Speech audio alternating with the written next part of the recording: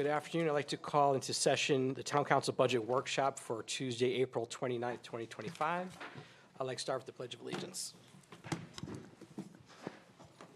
Pledge allegiance to the flag of the United States of America, to the republic for which it stands, one nation, under God, indivisible, with liberty and justice for all. Just so everybody knows, our mayor is joining us via Zoom tonight, so I'll be running things being here in person. Just makes it easier. So with that, we'll move on to public comment. This portion of the meeting is specifically set aside for comments from the public who are asked to limit their comments to 2 minutes. Any person interested in providing public comment should email publicmeetings@rockyhillct.gov, and will be provided with a link to attend the meeting and instructions on how to participate. Joanne, is there anything you received? No, I didn't receive anything. Okay. Did anybody from the public wish to speak? Seeing none, we will move on to the budget review. First item under there is senior services. Just before we get into the budget review, Oh, yes. yes, we have some comments from last meeting to clarify. So, a few housekeeping items. Question was about the copiers and the roll-up in the IT department. Unfortunately, we will be needing to add the $30,000. The roll-up did not happen on that page, so unfortunately, we're going to have to do an add at the end of the process for adopting the budget. Also clarifying, there was a question on part-time for fire. That included all standby, and the fire chief/EMS is part-time and included in there. And make sure we're clear on that. And clarifying on the human resource position, the offer is there and accepted, but it was written as a contingent upon budget process. Right. Thank you. And the photocopy, that's going to be under IT? It That's will all be gonna under go? IT, Okay. yes. Yeah. You have 3 handouts in front of you. It's one being ambulance, assessor, the second, and the third engineering. In the printed book, I am no idea how or why, but they are not in the printed book, but they are on the online. So if you need to refer to the paper document, we've handed them out at the desk. Great, okay. Any more comments, or we move on to the first item on the list? Ready. Senior services, I believe, is at first. I'm ready.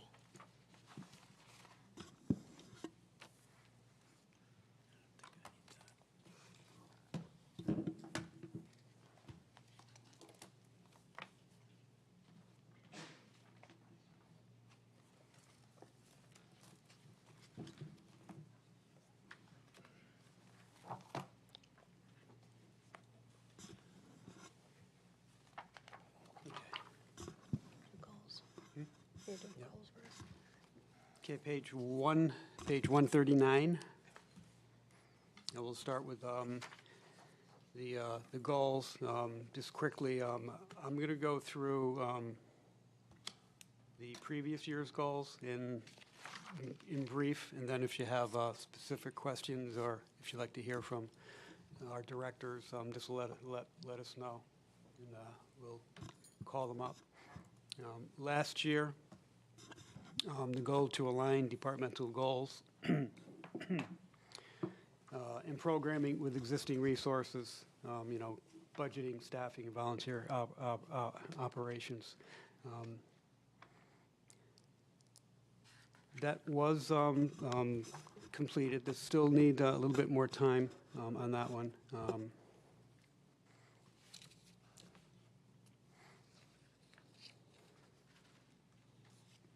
Just let me get we're a little unorganized right now, aren't we? There have been more programming occurring over the past year with Silver Sneakers, or 2 more classes that were added. They now have 12 classes altogether since those initial 2 classes that were added back in the first quarter. They now have 12 classes with 250 enrollees with Silver Sneakers, so that really ballooned. They also have night and weekend programming. Additionally, Silver Sneakers at night, dancing classes, chess classes, I think you name it, I think Gina does it. They instituted 4 p.m. yoga classes, 5 chair classes with 30 in each class so far. They also teach chess, and they have spring and early evening concerts now. So those were all programming goals that were accomplished for goal number 1, to align departmental goals with programming and existing resources. Goal number 2 was to reach out to local business community to secure partnerships and financial assistance for programs and events. The fee has gone up for sponsorship for an event, minimum of $400 to sponsor an event. Extra sponsor fees and other for other events are also charged for larger, I believe, events.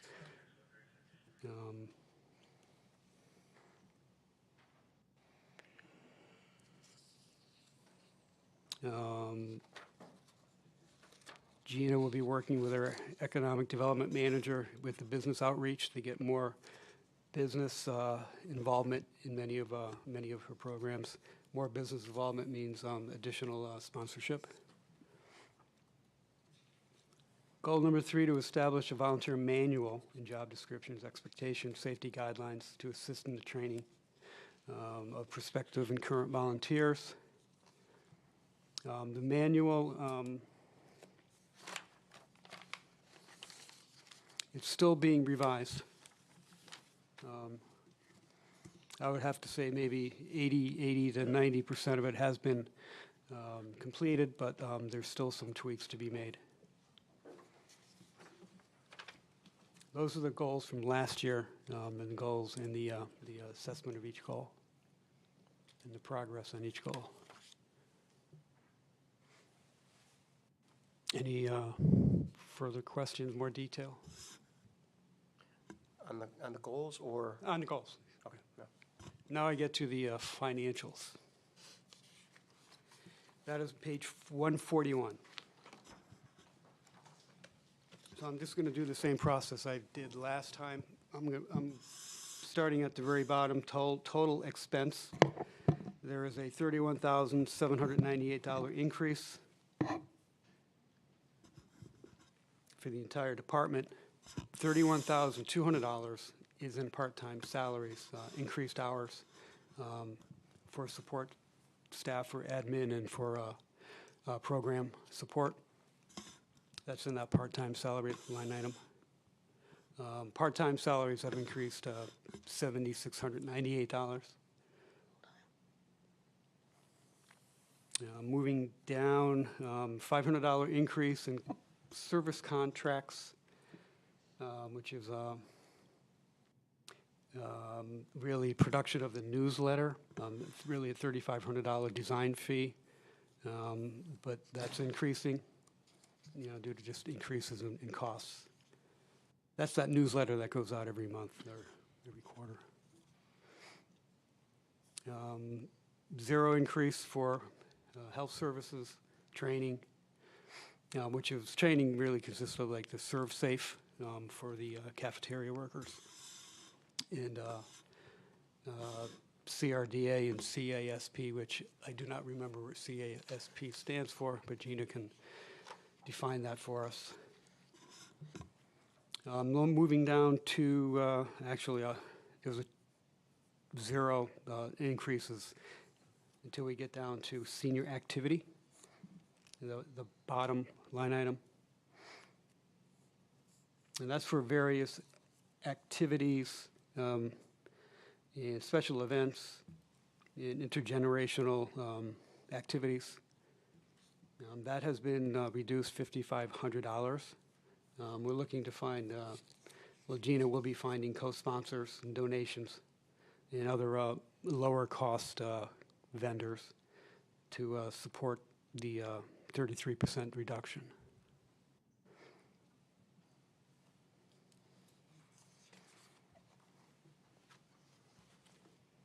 Question, Jeff? Questions? Ray, with increased membership in the senior center, and I've always been totally supportive of the senior center, and I know Gene is doing a terrific job. With the increased membership, is the gap with revenue, with the fees and everything, is that closing with the increased expenses as time goes on? Because I don't see, in the very first part where the revenue, special revenues are. Yeah. You have youth services and stuff like that, but I don't see senior. So I'm sure money's coming in for food and membership and programs. Is that offsetting? I Yes. just don't see the offset. Yes, and it will show in a special revenue fund. And when we do the finance report, it rolls up as just all special revenue, so you'll see it kind of ballparked into, with the Parks and Rec as well as the seniors. So, yes, anything that's going above and beyond here, for example, the food, if we're doing the subsidy of $20,000, then that's going to special revenue and balanced out by fees and service, and that is in the positive. I did skip over food. I'll run back to that.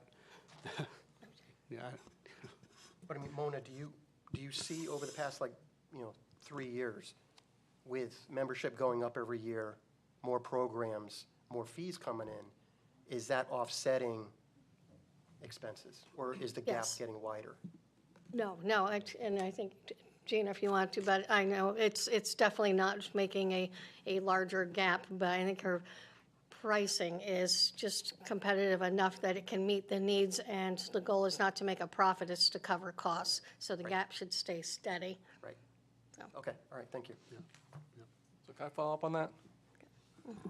So, would it be useful, since we have the benefit of electronic document here, perhaps to embed links on this expenditure side to show where it ties into sources of special revenue that will offset it, so we have a full picture on how much of an impact it's actually having on the regular budget? So, because what we see here, for example, we have this line item for food, and pick up what John said, pointing out that with more people buying into the program, that's more revenue. That's in the special revenue fund, which I assume is an offset against this line item. Let me just do a jump here. What is in the book, and again, it's on a more high-level summary, that you'll see that these are the, and again, it's recreation program parks, because they're using the same financial system to gather their fees. But you can see here, this is the collections and estimated at $700,000. This is the revenue side of it. And then if we come down to this section here is the expenditures. So you can see it's almost a break even. 661 revenue, 659, and again, that's all programs. And our projection is, again, it's designed to be a break even, not a for-profit.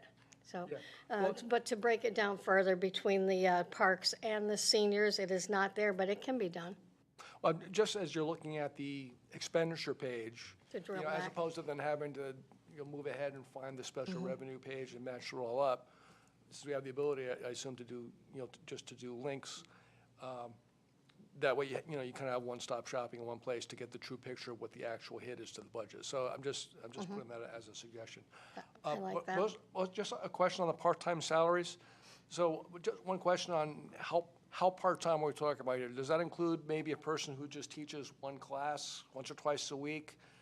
The person who comes in to do a yoga class or a crafts class or whatever and who's getting paid, who's not in the office year-round on any basis. Are those kind of people included in the part-time salaries line here? You have your list? You really have a combination of both. it's admin support staff and program coordination. So yes, we do have part-timers on the clerical side. We have a kind of a morning and an afternoon part-time person that can come on and fill the clerical gaps. But this increase that you're seeing is for support admin. I think we've got some part-time hours in there now, but looking to do something that's more consistent for Gina. Obviously, I think the goal would be ultimately to have a full-time assistant to the seniors, and this is the stepping stone that brings it here. So that's the difference you're seeing there is just bringing in the increased hours for program. Well, I'm sorry, until the last thing that you said, I thought you said that part-time salaries was all admin support. Yes, yes. Don't mind me, he's disturbing me because he just shut my screen off and I see nothing. Sorry about that. So if I lost, You talked about the admin support. My question was Yes. specifically about actual programming people, the people come in and lead classes and the like. And my question was, we have this bump up here, you talked about increasing programming, increasing activity. Does this line item include those people who do the actual programs, or is it only on the admin side? I don't know, Gina, do you want, I believe we're all admin. I'm gonna, if she's got a few others, I think we have, boop, boop, boop.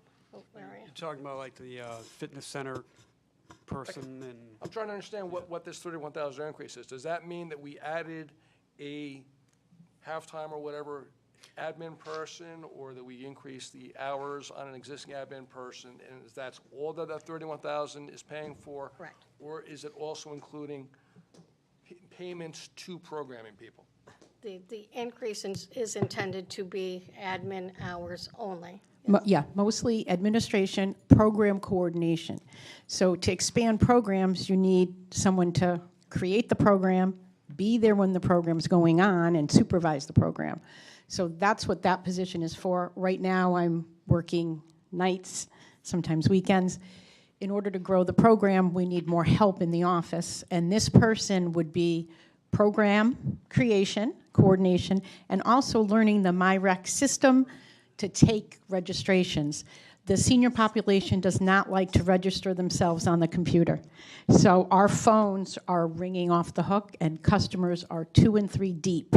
If you ever come down during the day, you'd see it. So this is to alleviate some of the stress in the office and to make things go a little smoother.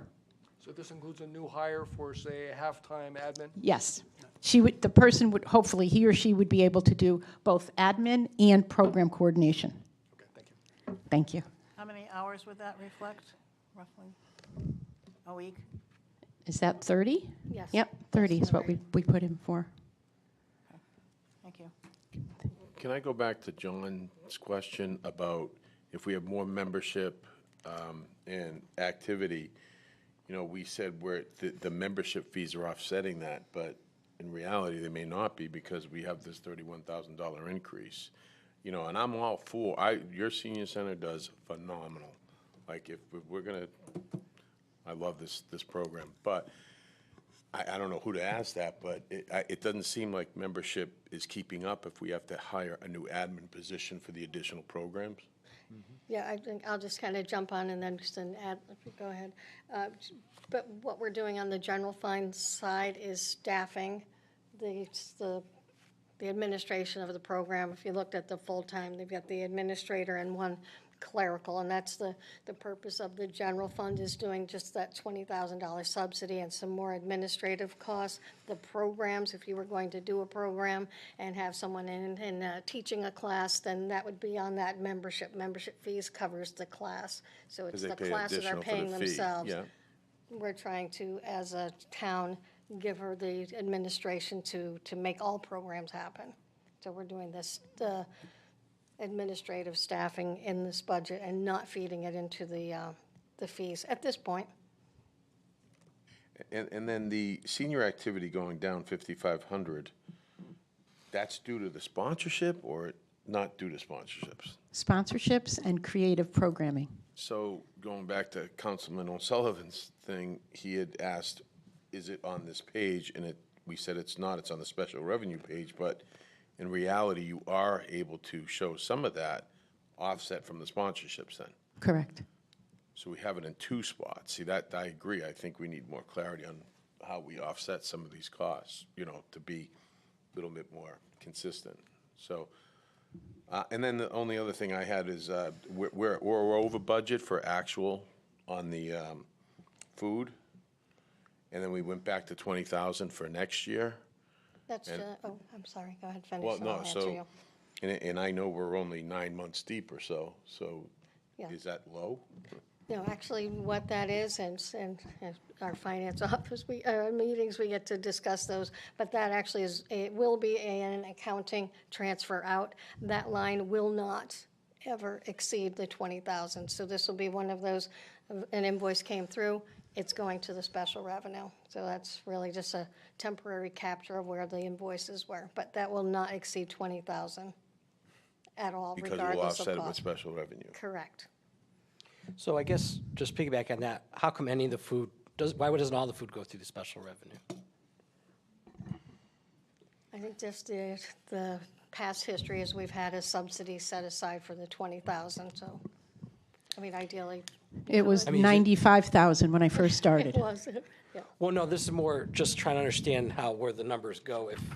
Is it because the town needs to contribute 20,000 beyond what we get for revenue to offset the cost? Is that essentially it, or? It's not a requirement.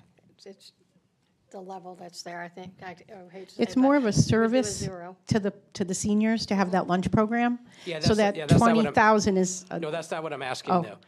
I'm just more of an accounting thing. Yeah. If, like Parks and Rec, if they have a program, they have expenditure, just like you would have expenditure for a yoga instructor, you pay the yoga instructor out of special revenue, and you receive fees, to offset that.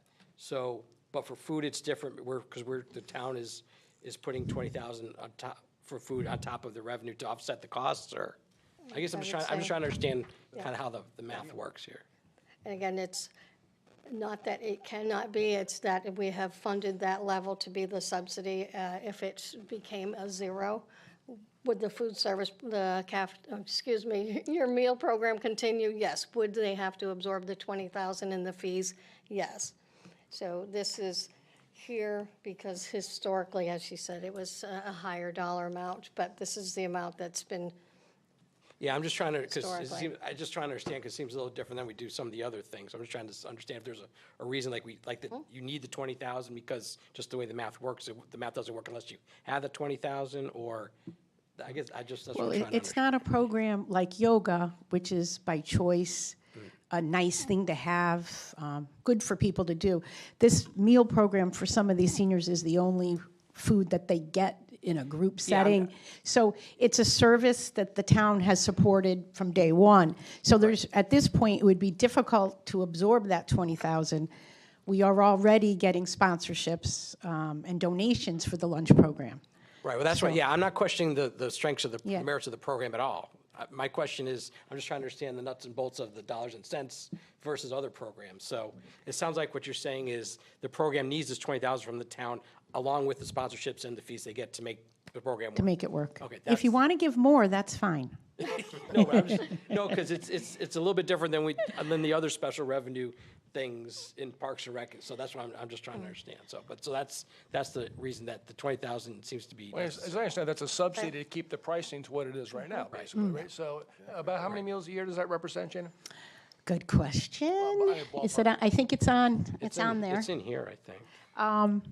The residents pay $5 for a meal, and we are charged $8 per meal. It's about 11,500 Yeah. Meals? participants. I And assume it's then meals. non-residents pay $10 for that meal. No, my question was about how many meals per year are served. 10,000, I was going to say 11,000 somewhere. So based on that $20,000 subsidy knocks down the price by about $2 a meal. So if you didn't have the 20,000, you have to bump up the meals by $2 a piece. Yeah. Is that basically the essence of it? That makes sense, Okay, yes. thank you. I didn't do Yeah, the I'm math not- in my head, but I'm not advocating necessarily cutting, I'm just trying to understand how it works. understand where it because goes. Yeah, I Because it's a little, understand. there's a distinction between that and some of the other programs, so I was trying to understand, so. but I will, and I know we're not on the parks night, but they also have a dollar amount in their general fund that's called program activity, which does basically exactly this. So they do something which similar too, We okay. subsidize program activities in make the math the work, parks, and then the rest they pick up with fees. Okay, no, that's It is helpful. kind of, Thank you. it is consistent. The other question I had, the $2,000 decrease in telephone, is that similar to photocopier where that's being taken out of all the departments and putting into? Correct, Okay. yes, yes. Okay, is that an IT also? Is that number, I didn't look to see what that number is. Yes, it should be in the Okay, I'll IT. look at that later, so, okay. Any other questions for senior services? So, hi Gina. Just kind of moving out to more like a 10,000 feet view. What is the increase in the membership year over year now?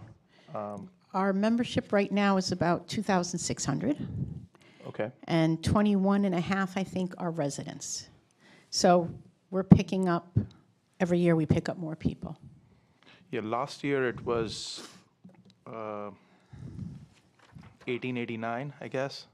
So we have moved to like 2,600. Yeah, Like 800, yes. It's been busy, yeah. almost 800. Okay.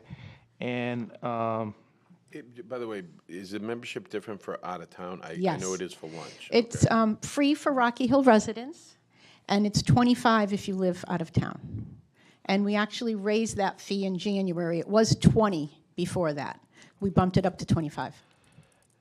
so I'm going to ask you the same question I asked you last time, which is how do you keep track of when is somebody's membership expiring versus how do you do the renewals, things like that? How do you maintain a database? Yep, there's a report we can put out.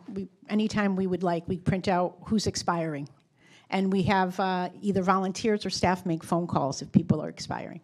Okay, and what will be the job profile of this part-time person? Like if you, yeah, The new one? The new one or the one making phone calls? the new one. The new one would be a professional position program coordinator.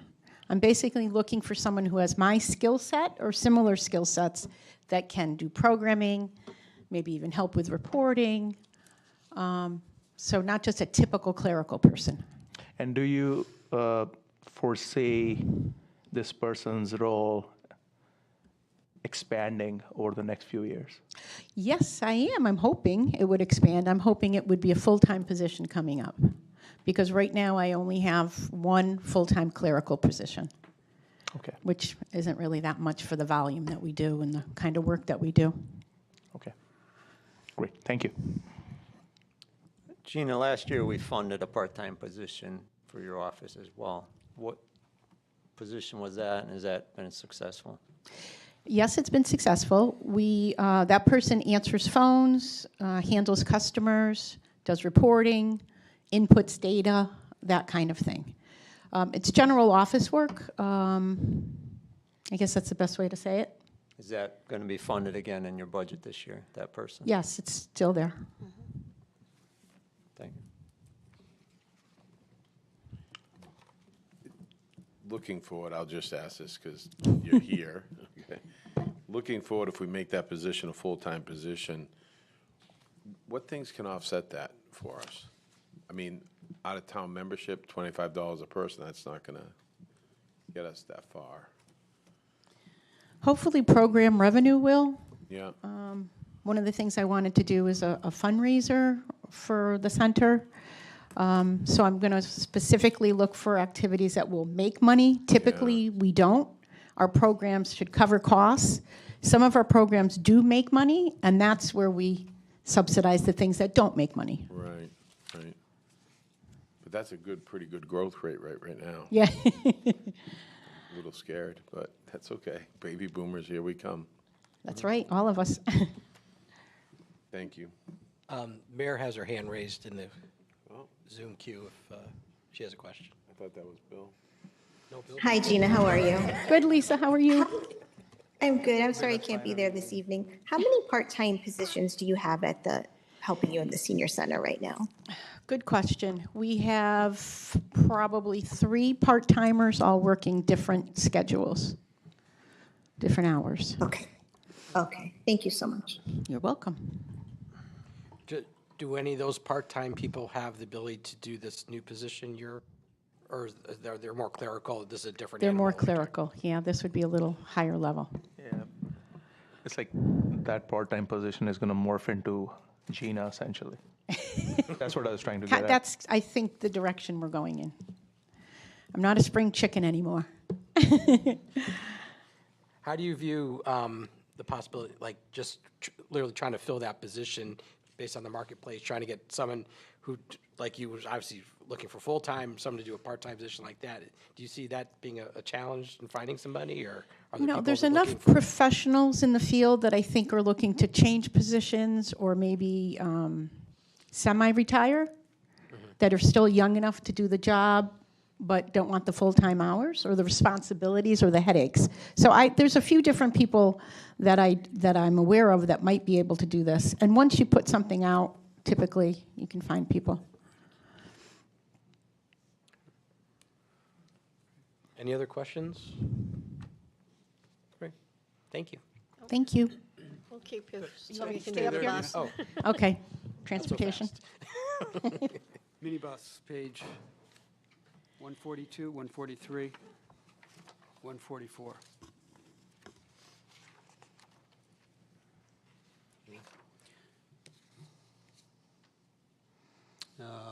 Staffing summary, we have 2 minibus drivers. And one per diem. And one driver. dispatcher. And one dispatcher. Bottom line on page 144, we have a $4,156 increase. If you go up to the part-time salaries, that has increased 8.4% or $5,143. Moving up one more line item to full-time salaries, that has been reduced to $1,487 because of a new hire replacing a previous employee. There is a increase in overtime line item of $500 or 100%. And that is the total of that budget.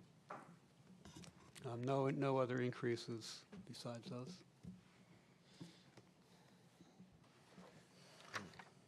Why is the part-time salaries going up?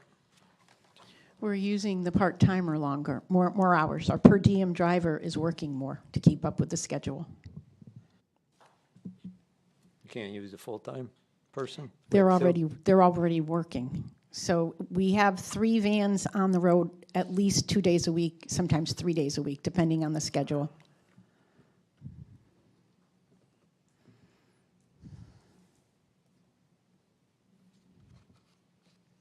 Is there coordination with human services on this too? Well, if they need rides, if they have clients, then they reach out to us and we provide them for them. But yeah, many of the people are either going to the grocery store, to a doctor's appointment, to the senior center. A lot of people are coming to the center now.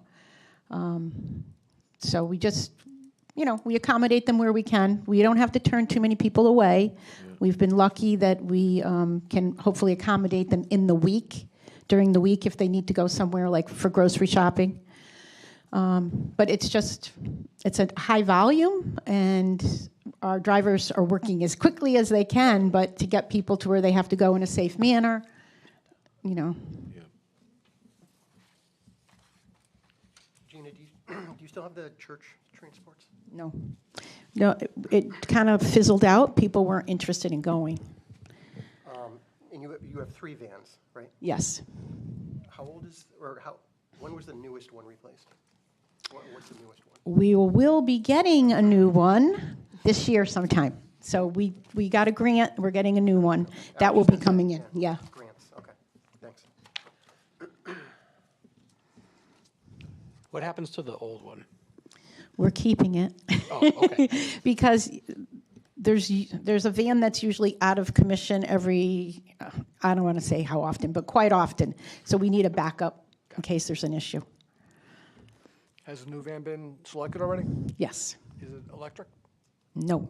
Did you explore that as an option? That's not something that was offered to us through the state. Yeah, with the state grants, they basically give you an option of 2 basically different types of vehicles. So we're kind of directed in which vehicles they have chosen. There's, I think, how many towns we had involved in the purchase. So just in Connecticut alone, I think we had like 20-plus towns. So they do it very streamlined. These are the vehicles, and these are the, add-ons if you wanted any additional. So they're very strict on what they're offering in the grant. None of the options that were offered were electrical? Oh, no. No. We were lucky we had electric heated mirrors, and we didn't buy them. No, it's, Okay. Is this There are service EV vans, are there? restricted There are to EV Rock vans Hill out? residents? Yes. Okay, so even the members that sign for $25 don't know, okay. No, they don't qualify for that. Do they go out of town, our buses? Yes, for medical appointments, they will.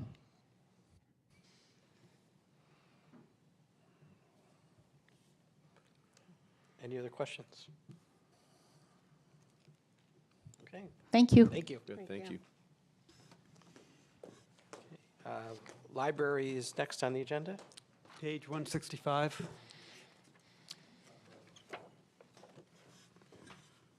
I am going to call up our next guest because he does such a tremendous job.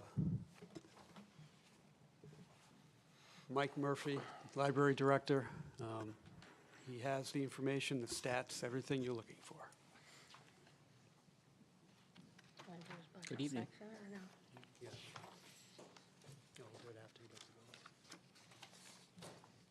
Mike, you can just go run through your goals, the Sure. accomplishments. Sure, yeah, absolutely. So our goals are fairly similar to last year.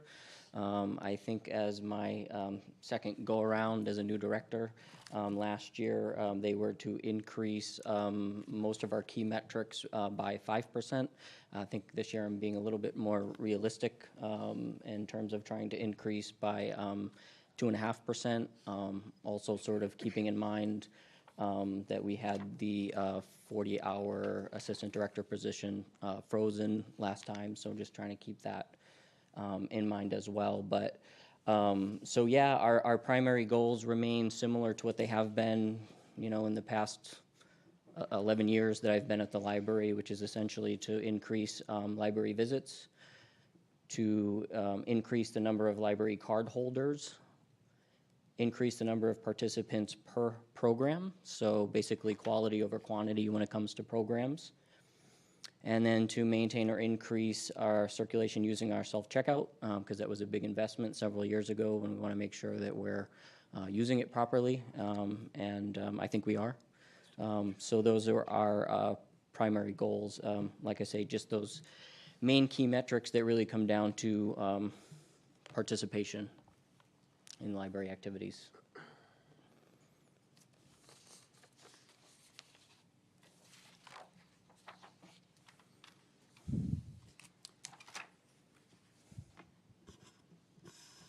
I'm just going to jump to page 168. Really see the overall increase for this, for the library has increased $83,523. Jumping back to page 167, vast majority of that increase is in full-time salaries at $84,473. And we do have a $950 decrease in the photocopier, which we don't really utilize. So if you have questions about the items in this budget, Mike is here to help you out. So the salary line, does that reflect the addition of a person? That reflects increases in Yeah. in the contract salaries. Yes, that would be, it's a combination of, so there is no, the first answer is no, that is not an additional person.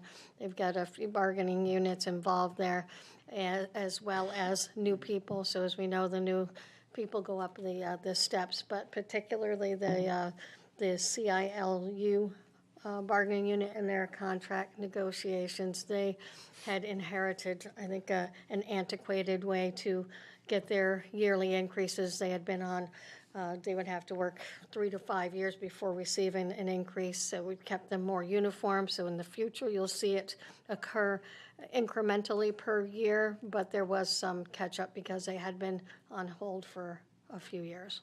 And that was just the 3 individuals of CILU who happened to be on the higher paid scale. So instead of, for some of these people, instead of the typical 2.5%, 3% raise per year that would typically be built into the collective bargaining agreement, you may have seen some multiples of that. People got 7, 8, 9 because it reflected a few years' worth. Correct, because in the prior years, they were not moving up the step scale as others would. If you're on year 1, you'd get the 2.5, plus you'd move up a step. These were actually kind of isolated on their higher salary and not moving upward. So we had to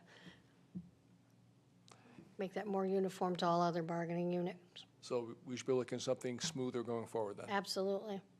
They'll be in the same format as others. And in fact, because this has been I guess I'd call resolved, they have moved up to the higher end, so you won't even see them increasing steps, because I think only one is still new enough to move a step in the future. Okay, thank you. How many part-time employees do you have? We have about 16 active at the moment. And I guess for our finance director, when you ran this report, we were only at 89,000 of the monies used. Do you have the actual amount now? Yeah, actually, I made a note of that. They're at about 119,000 as of last week when I was updating figures. Do you anticipate them using 152,000, do you think? I think they will come very close to that, perhaps a bit under. Yeah, and especially Okay, as we maybe about move toward the summer, things get pretty busy. So usually toward the summer, we'll bring, ramp up a couple people, a few more hours. So yes, I envision we'll get close to it.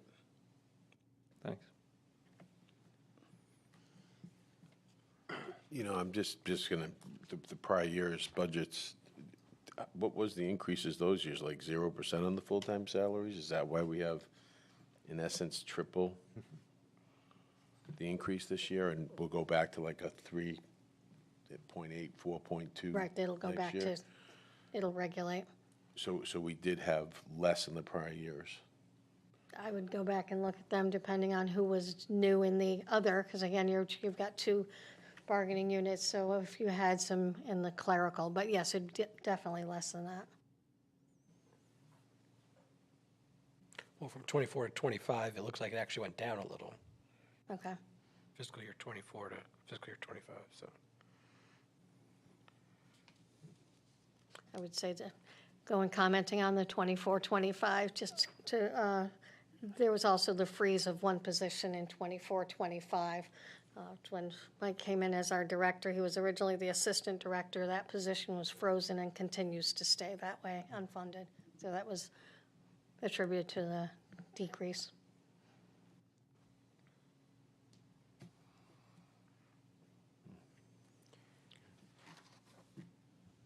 Just real quick, what is the distinction between office supplies and technical supplies, just so we understand?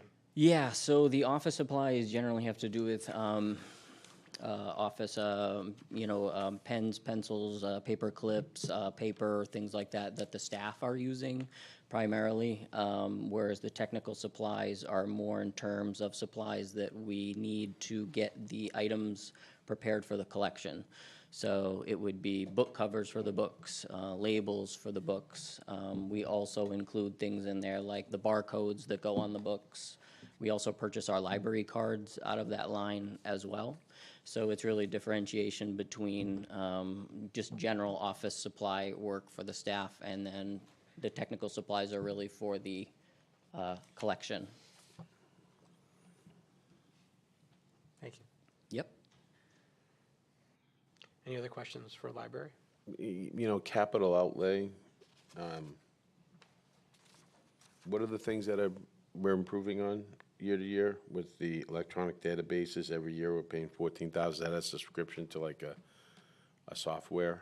Yeah, so we have a number of, so the electronic databases really go into things like Ancestry.com, Consumer Reports.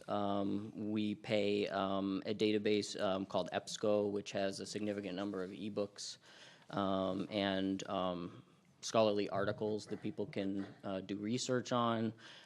We have Morningstar, which is a database that allows, like a financial database that allows people to go on and check stocks, ETFs, things like that, get financial advice. The big one I would say is we have a service called LinkedIn Learning, which provides many, many, many online courses for Rocky Hill card holders for free, mostly specifically in tech help. So it will teach things like how to design your own website, how to learn Canva, how to do graphic design, stuff like that.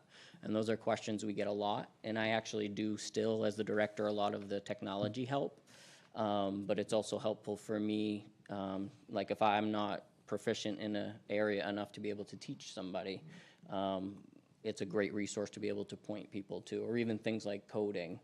You know, how do I learn how to code in Java or Python or something like that? We get those questions a lot. So that's a resource that we direct people to frequently. So those are a few examples. And then the other equipment, is that like computers or? Yeah, the other equipment over the years has been used to purchase RFID equipment. So that goes back to the self-checkout system, the computers, and also the devices that sort of allow that system to function. Last year, we used it to update the audio-visual in our program room that had not been updated in probably 15 years. So that was huge. So we used that line for that. In the next coming year, I would love to use it for new iPads that we use for programs that are outdated and are no longer receiving updates. We offer 3D printing as a service, and the 3D printer is not doing so well. So I think that would be another item. And then also, I haven't spoken to John about this, but I would love to maybe talk to him about helping out with switching out maybe some of our public computers, because they are a bit on the older side at this point. I was just gonna say, you're replenishing as necessary so that we don't get hit one year with like a big increase, or? Right, yeah. I mean, even if it doesn't cover everything, maybe if we can, you know. Start rotating the newer stock. Yeah, older yeah, stock out, 'cause, newer stock. yeah, the public computers are getting up there. Have you noticed that that new system has been able to save us some salary money? You know, that new checkout system, electronic, you know? I think really what it's done is it has allowed the staff to focus less on mundane tasks like checking in and checking out books, and focus more on providing great programs, which I think is more important. So it's taken out, you know, the menial stuff and allows them to focus more on what I would consider more important and vital things. I'm good.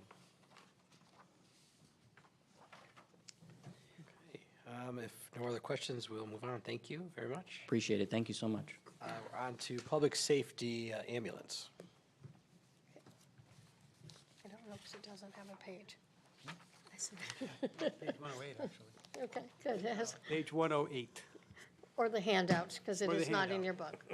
Oh, my.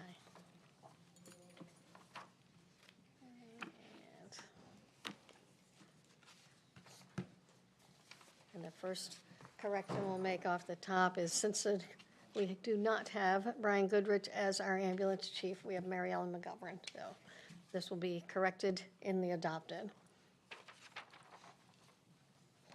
You want to? Yeah, well, the increase here is $102,122, the Aetna contract that we provide for the ambulance.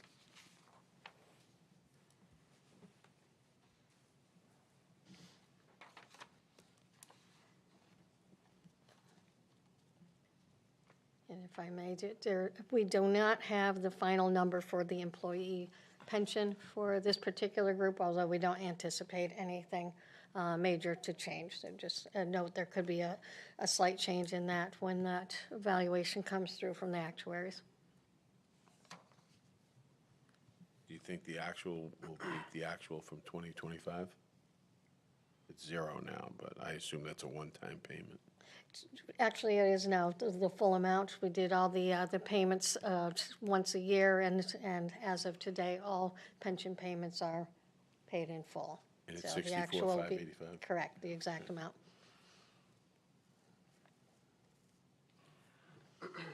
Mona, with the contract with Aetna, this is the new contract, right, Ray? Yeah. What, how much is the total contract that we have to pay Aetna, and that includes both the town portion and ambulance, or RHVA? Is it 200 a year? I'm going to have to say I don't Yeah, we have to know look off the that top up. of my head. I'm going to have to come back to you on that one. Because I really thought that they would have increased revenue, I was hoping. I mean, when we were talking about this a year ago, that they would be contributing a little bit more towards Right. They have. this stuff. And it Yes, seems like it's that not. is accurate, but the total amount, I don't know off the top of my head. Sorry. Yeah, their contribution went up from, it was like 18% to, I don't want to make it up, but Yeah. they, Okay, if you it wanna- increased significantly. That's fine, if you want to look it up later. And then, I'm not sure if we need the chief at the podium, but one of my concerns is, I know they contracted out with a paid, to fill in the gaps when the ambulance isn't on, do we have to worry about decreased revenue from the ambulance to offset some of these fees? Because a year ago, like I said, they were going to contribute more, but now if they're going to be not online as much and paying people to do it, that's less revenue. So is that a concern for us over time? So not during this particular contract, but I don't know if in the future renewals, if that would be a conversation piece. But this is outside Aetna. Right. This is when the volunteers are offline, they can't get a crew. They bring in some paid people to cover them. So there's an expense there. But that would be that's the voluntary ambulance absorbs that, that's outside. Right, so what I'm getting at is, the more they're absorbing, the less they're going to be able to contribute to the town. Should that be a concern? I think we would need more information as to their financial situation. Okay. Okay, all right, thank you. I'm all set. Can you explain a little bit more about this settlement of the contract for 24-25? So it shows an increase on this line item of 43% versus last year, which I take it is supposed to represent, in effect, a 2-year increase, but that would still be 22% per year, even if you break it out. So give you kind of an apples-to-apples comparison of what we were getting versus what we're getting now? I did not bring that contract with me, I'm sorry, I We'll have to don't bring- have that. We'll have to bring that back next time. If we could do a follow-up on that. Is this the contract with Aetna we're talking about? Yes, yes, that's the line with the fees. Well, yeah, the big bump. So, I mean, does it reflect, expanded hours or services or anything, or is it just a higher unit price per service? I don't think it did not provide additional service, I don't believe. Do either of you know that? I mean, we're talking from memory, so I hate to bring out information that we're not. Understood. we I'm need just, to I'm just double-check trying to that. rationalize, in effect, a 21% increase per year times 2 years. She wasn't during the. Oh, okay. Yeah, that was, I can't hear when she's talking to me and he's talking at the Yeah, I'll same repeat time. the What's your que- I'll- question, sir? I'm over here. So we see a 43% increase, which represents 2 years' worth? Do I understand that correctly? I don't really know because I did not negotiate that contract, which is what I was saying to Kim. I don't have a copy of the contract in front of me. I can't really comment on this is the whole thing. I wasn't part of any of that, so. I'm just looking for a very Yeah. macro level explanation Yeah. for 21% year-over-year increases for 2 years, that's all. I mean, just understand. conceptually, 'cause I just that's a big bump. My We'll get it understanding tomorrow. of it was that it went up incrementally over the course of 3 years. That's what I understood. We'll get that to you. And I just have to go, I didn't bring the contract with me, so. I don't really have an answer for you at this minute, so Okay. Okay. I don't really, at this point, this is just, I don't know what Mr. Emmanuel was also asking, along with what you were asking, what you two were discussing, and then what Kim was saying in my ear at the same time, so this was a little too, I can't filter everything, so. All right, thank you. So, Bill, I think the- are we saying we don't understand the contract? no, we're saying we didn't bring it and we didn't don't have bring the it. We details. don't remember what the details are. Yeah. Well, there must be something we remember about the details, right? Or no, nothing? No. Like We just zero? know it's No recall? $102 or $102,000. a year for. Okay, so I think we should just get those details in the email, I guess, and then we should be prepared to discuss them next time. Right. Fine. Okay, thank you. Yeah, we just weren't prepared to discuss the actual contract because we did that last year, but we'll do it again. We'll do it. Yeah, but in context of the Yep. the budget now, right? Yeah. Makes sense. Before we move on, Bill, what leads you to believe this was over 2 years? Like, I was trying to, the 43% is over the entire budget, but 94% was one piece of the budget, and the only piece that went up. So what makes you think it's over a 2-year span? I'm just looking at the, on the handout tonight, Dave, where it says expenditure summary, the major changes. The 24-25 ambulance contract was settled after budget adoption. Correct. Therefore, the change reflects a cumulative change over 2 years. Just that note that's over the 337,000. Okay. Sorry about that, right here. Okay. So I interpret that as there's something in effect, retroactive payment to bump up Correct. what was owed for the previous year. And then we have an increase going forward this year, so we're paying, 2 years worth in effect, which reflects a 43% increase over the 2 years. So just the simple math is that's in effect 21, 22% year over year See if I for the can do past 2 years. Yeah. And I don't understand this surprise that would raise an eyebrow here and some questions, quite frankly. I'm not grilling people on details here. I'm just looking for a high-level explanation for 2 consecutive years of 20% increases. I think it's a reasonable question, and I'm a little dismayed that it wasn't anticipated. By the way, the fees are 51.8 right now. Correct. Is there an updated number on that? Let me see if I have it. Probably not with me. Million questions. Because that's less than 50%, 9 months in. No, I don't have the actuals Okay. with me. Sounds like a revisit. Because I think, Bill, it's actually, I think more, to your point, it's actually like 47% a year. I think it is 47. That's what I'm trying to say. So we're not dividing it by 2. No, because it's really that one line item, 94%. Yeah, that's true. 94 divided by So 2. 2 years of that, so it's a bigger question than you even. Okay. So we'll adjust That's that kinda where I was going. next time, okay. Any other questions for ambulance, or we'll address that next time again? I got a Moving- question. Oh, go ahead. Question about dues and subscriptions. The actual in 2024 was 20,746, so we budgeted that for this year, but we only used 8,600. Do we know the actual? Yes, that's quarterly. That's quarter? Yep. Okay. So in essence, we have what, another quarter to go? 2 or quarters. 2? Okay. So we'll be close. What are those for, do you know? Oh, the name of it. Andy, no. They're not going to help me. Does the chief know? Do we know what this dues and subscriptions are for, please?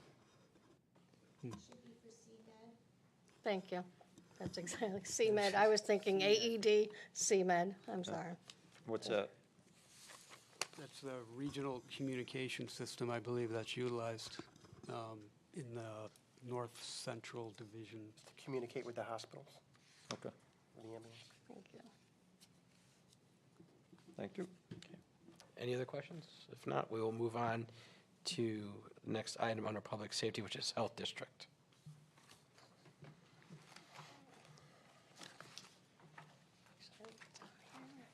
Oops, hold on. I drove too fast.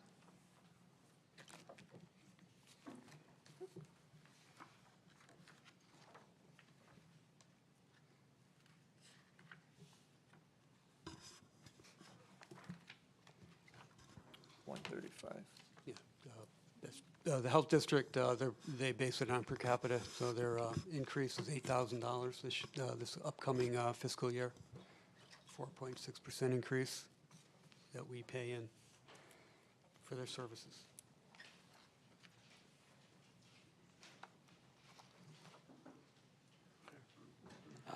Pretty straightforward. Any questions on that? If not, let's move on to Police has several sections. First is police administration.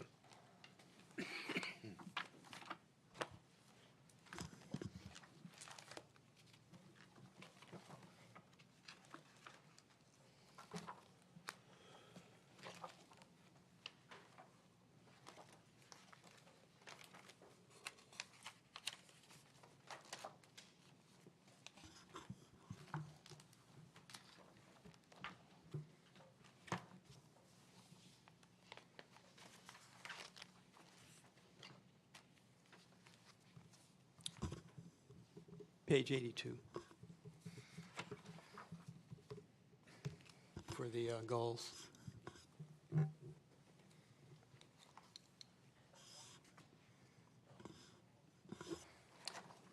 With regard to goal number 2, they did get reaccredited by Kalia, so that was accomplished. And as far as goal number 1, I think Chief, would you mind coming back up and coming up, not coming back up. You'll be back up later. Let's kind of go over these 2 goals.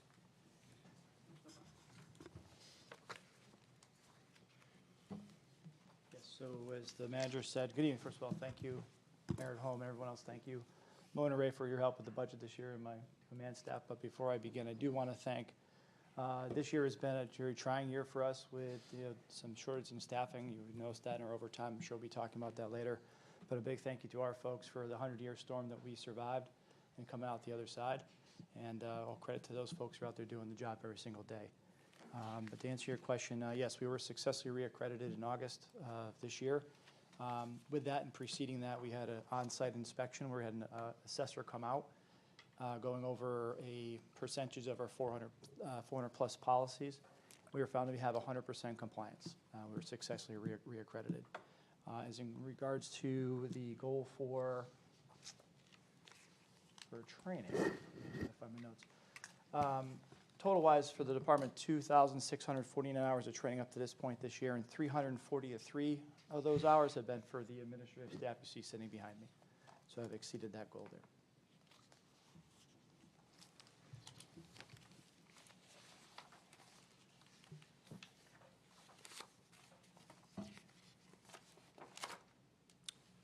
So now I'm gonna run through page 87 and 88 like I've been doing, just with the numbers. So on page 88, you see the bottom line increase of 3.7% of $49,919. Did you skip? Did I skip again? Yeah. You skipped. Page 84, I think. You want to be on 84. I'm happy. Those stick together.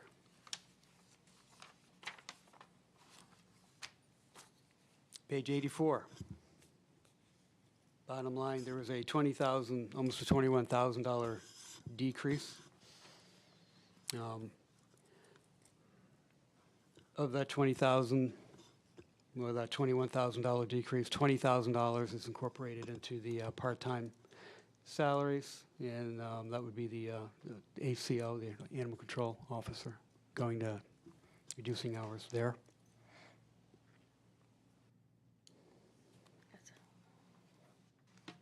And the rest, as you can see, are zero, no change, except for dues and subscriptions, $500 increase.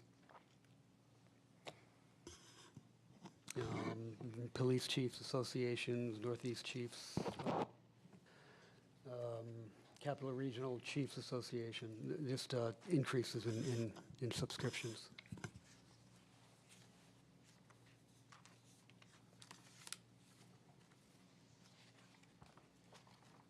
Do we have any questions?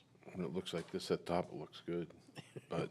Yeah, can you, Well, 10,000 of it's photocopier. yeah, so can you share the secret, Chief, how you reduce the photocopier costs? Maybe we can learn and scale this idea. I didn't hear the question. Sorry. What- $10,000 reduction in photocopier cost. Yeah. Everybody. How did That's we, just being reclassed So to it's IT. Yeah. Yeah. It's not like really real savings? Well, no, I Okay. was Well, I don't know, wondering. are there I'll any? take full credit for that, but unfortunately, it's a centralization effort on the part of Mona to try to consolidate both phones and copiers. Okay. Yes. All right. In I fact, just that got, was the, I just thought that's a miracle, like $10,000 in photocopier costs. Like, you must be doing something right there, but Well, I was wondering how we were going to get to 31,000. That's it. Just got a third. That's the consolidation, which was unfortunately the additional 30,000, which was going into copier that I mentioned earlier. Kind of hides it, right? So, by the way, Mona, just a quick thing. 2025 actual is 6,900, but 25 projection is 1,000. And we budgeted 10. Yeah, and it, still the projection should be a zero, because our goal is to take this and make it all centralized. But wasn't 2025 currently? Yes, and we are trying to do that during this year. So only Yeah, that is. 1,000 more, or making it 7,900? It's not a. No, you'll see big on deal. the IT page that they will exceed their budget amount. And we're trying to, again, the, No problem. Okay. It's not important, to be All right. honest, but. you get me into talking about copy bills again. I'll bore you all to tears. How do we get away with nothing? That's pretty good. Question with the telephone. Why in 2024, we're at 3,100? 2025, we jumped to 33,000, and we're projected to use 10,000 this year, but we're budgeting 33 again. Why are we all over the board there?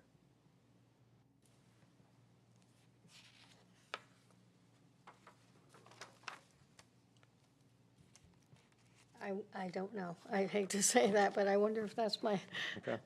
that's my Yeah. copier money. Yeah, well, because I thought telephone's all supposed to be centralized It too, is. so It this should looks be like it zero. all right? centralized to police department. It should not be. Right?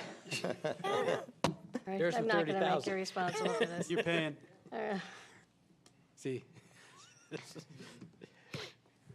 not all good news, sorry. Boy, this would, if that's a mistake, he'll look even better right now. So maybe that's what happened at 30, it went there instead of to IT. I had that That would make terrible sense, feeling. I'm actually. thinking. Yeah, because that should be zero. Yeah, that's probably what happened. it should. Okay. Interesting, okay. Well, that's actually a good thing. So overall, we're actually not increasing Yeah, That take- would- take It a would be bow. promising, I will let you know. It's good news, Chief, don't worry. Well, here comes it bad. Yeah, yeah, well, so far. Any other questions? Okay, with that, we'll move on to police records. Records and communications. Chief, you have 2 goals from last year. Yes, the good news for our goals for last year for criminal arrests, they're actually tracking down, 205 at this point this year. And motor vehicle theft significantly down. We've talked about that at public safety. There's been a big push on the part of some of the regional task force, and also the FBI New Haven has made some significant arrests that have affected and impacted the region. Actually, I'm sorry, Brian, is this goal number 1 for records and communication? Or are you doing? Oop, my bad. Go back. My papers dropped, so I apologize. So currently, we stand with 19,931 overall CAD calls from the dispatch center. Training hours in dispatch, we're running at 178 hours as of today. FOIA redactions, about 43 of those are coming directly from our support service officer. That's more of the audio, video redactions. And we're tracking about 1,469 total FOI requests through the records department, meaning just a piece of a report going out that doesn't require formal total redaction, but we kind of separate the video side versus the record side in 2 different places. So are your FOIA requests different than what, like, Dana's department's doing, or is there conjunction between the 2 of you, or? It depends on the request. Generally, I mean, I don't think we push more than maybe a handful to Dana that are complex, maybe involve legal matters. But in general, the requests we're getting are for arrest records, for copies of video, copies of arrest files, et cetera. Accident reports, we do have an online portal for that, but we still receive a lot of walk-in requests for accidents. Great, thank you. Are you fully staffed for dispatch? Currently, we are. Thanks.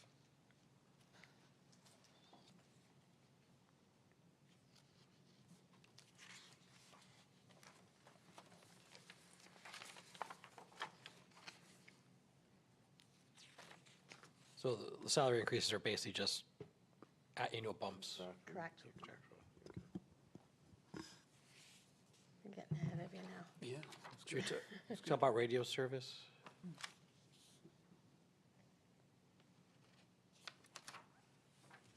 Ray usually goes over that page. Yep. 87, Yep. Page 88, actually. 88. It's the last, total increase, just short of 50,000 at 49,919.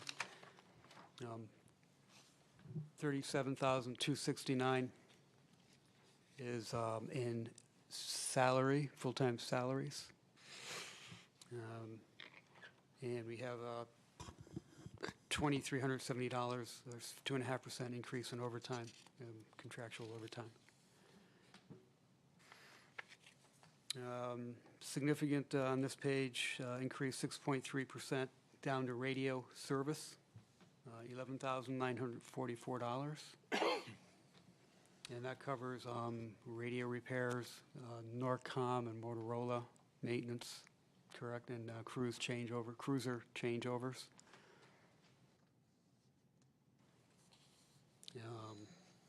$500 decrease in supplies and record systems. $2,600 decrease or 30% decrease in technical equipment.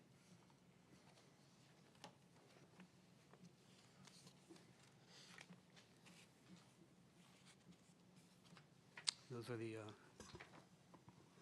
changes there. Ray, just one question on the radio service. That was a new radio system from the public safety referendum, correct? From the referendum, that was a while 8 years ago. already? Sorry, it's a awful fun time trying to keep track of all my documents with you at the same time. The radio system, I think we're pressing about 8 years, 7, 8 years at this point, to answer your We question. went up to the second floor with all new Can you, it's hard to hear you, Bob, sorry. So your original question was about the radio system or the communication center? The radio, well, it's in communications, right? Radio Well, service, I think it so was. the radio radio, service, yeah. our point-to-point system, the 3 towers we have in town, was redeveloped, redesigned about 8 years ago. That's about the time when we're looking at with that. The dispatch center was moved sometime just prior to, around the same time as well. They're 2 different projects. They're not connected to each other. I know it makes sense they are, but the communications project for the townwide communications that gives radio comms for fire, EMS, all of us in town, school, and some of the connections to the schools is, I want to say it was back, Lieutenant Phelps was still here, and I'm thinking that was about 8 years ago. And the dispatch center was around the same time. So radio service are the towers. That's correct. Where's the budget for, where's the budget item for the dispatch radio? Like, I'm just curious, if the dispatch system, as it ages, Yes. I'm Oh, sure so the the maintenance console. is going to be Okay. increasing every year. So within the radio service contract, we have a contract with, built into that line is a contract with Motorola, and then there's a second contract built in there with Norcom. Motorola covers all of our current parts, service, and warranties, things under warranty. And the Norcom contract is like an addendum in addition to that, that covers for service and parts for things that are out of warranty and out of coverage with the Norcom contract. That runs between 9 and 10,000 and with it built into that number. I don't have the contract with I'm me. trying to remember when dispatch was put in 8 years ago, how old the system it replaced was. I think it was like 20 years. That's, So I mean, is that, well, when we worked together, it was downstairs in now our squad room. That was wiped out, replaced next time with the new dispatch, which I think you ended with, and then that moved upstairs. So in my career, we've seen 3 consoles. When I say a console, I mean the chair and the computer mounts and all the different screens, the 911 screen, the phone screen, all the different screens and technology that goes into a pod, we call it a pod, that would be considered one console. We have 3 of those in our center. so do you look at it as like a 15 to 20-year lifespan with proper maintenance? I did, when we spoke with Norcom, with Motorola this year, what's really nice about the contract you're looking at is they're doing a lot of preventative maintenance in the background.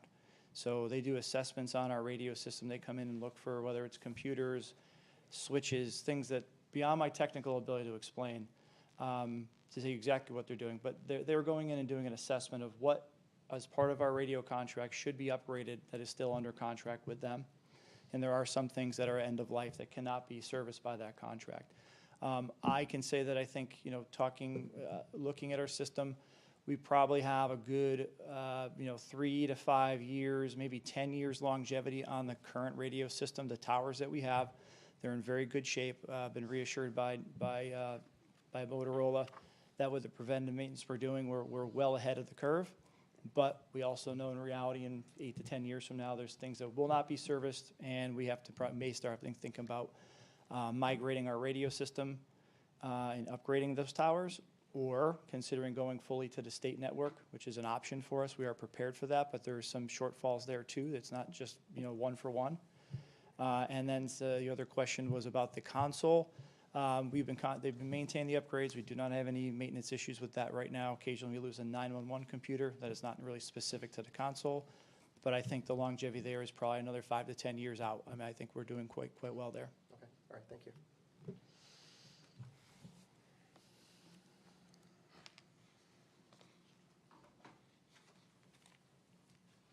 Any other questions? Okay, if not, police support is next.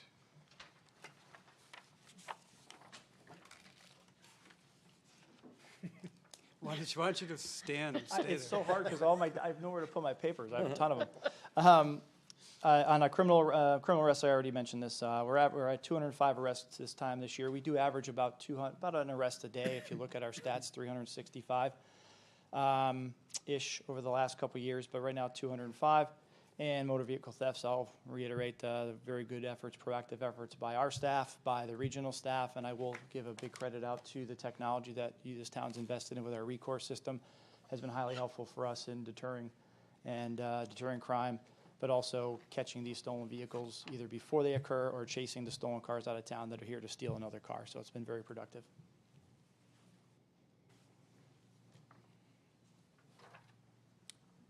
And then jumping to page 29, there is only one line item with an increase. The increase total is $14,663, page 91.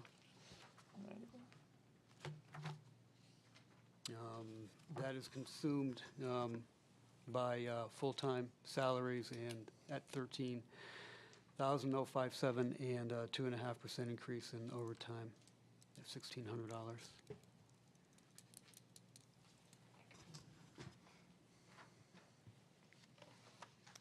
Okay, any questions on that? Okay, moving along, police patrols next.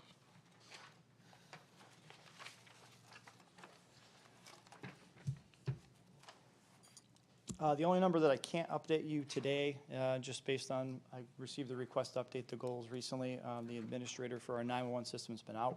I will get you a number and email to the manager as far as where we're at for the number of 911 calls up to this point this year. Routine calls is at 19,931. Motor vehicle accidents are down, 301 this time of year. We're tracking to be around that number we anticipated. 14 DUI arrests. Certainly tracking not to be on target, but I think that's a result of being 6 to 8 staff members down throughout the course of a year and having less officers on a regular basis and that overflow. And our community outreach program is tracking just fine, being on track for our goal of 50. We're currently at 40.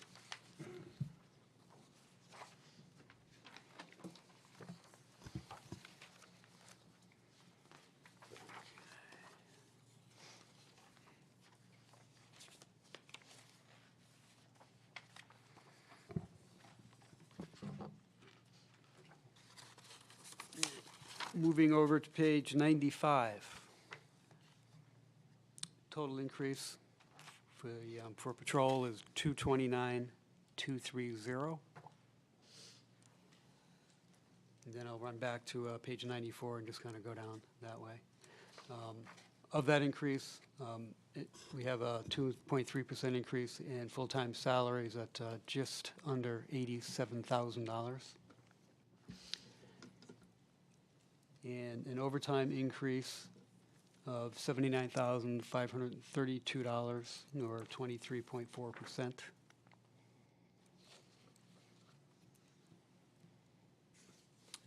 College credits, increase of $2,300 for education. And longevity is increased to an increase of $12,500.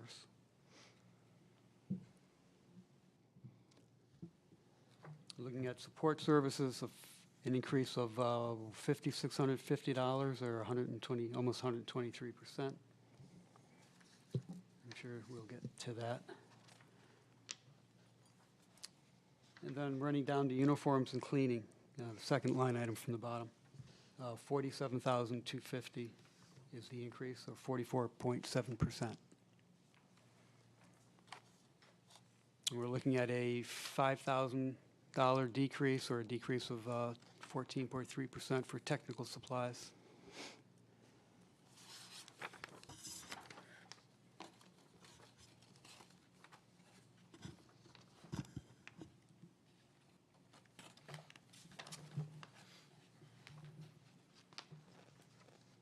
I had a question on the special revenue. Brian, with increased, you're fully staffed, right? Not as of right now. We have two positions. One position, we have an offer out on the table, and the second one currently in background. Okay. Would you anticipate over the next 12 months private duty going up because you have more available? I think it's a fair guess. You know, the number of jobs vary on the projects, right? And certainly I think your point you're making is with more people, we're more likely inclined to keep that job in town. And I think that's fair to make that connection. Okay. All right, thanks. So can you explain the increase in overtime? Love to.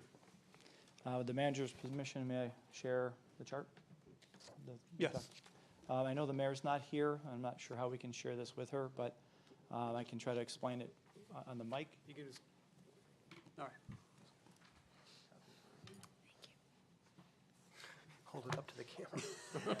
Just- Thanks. Thank you.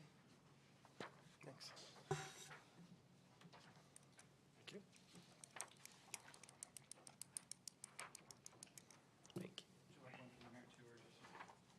Actually, give it to Ray maybe for the mayor. Probably best. Thank you, sir. It's the right sheet. Okay, total.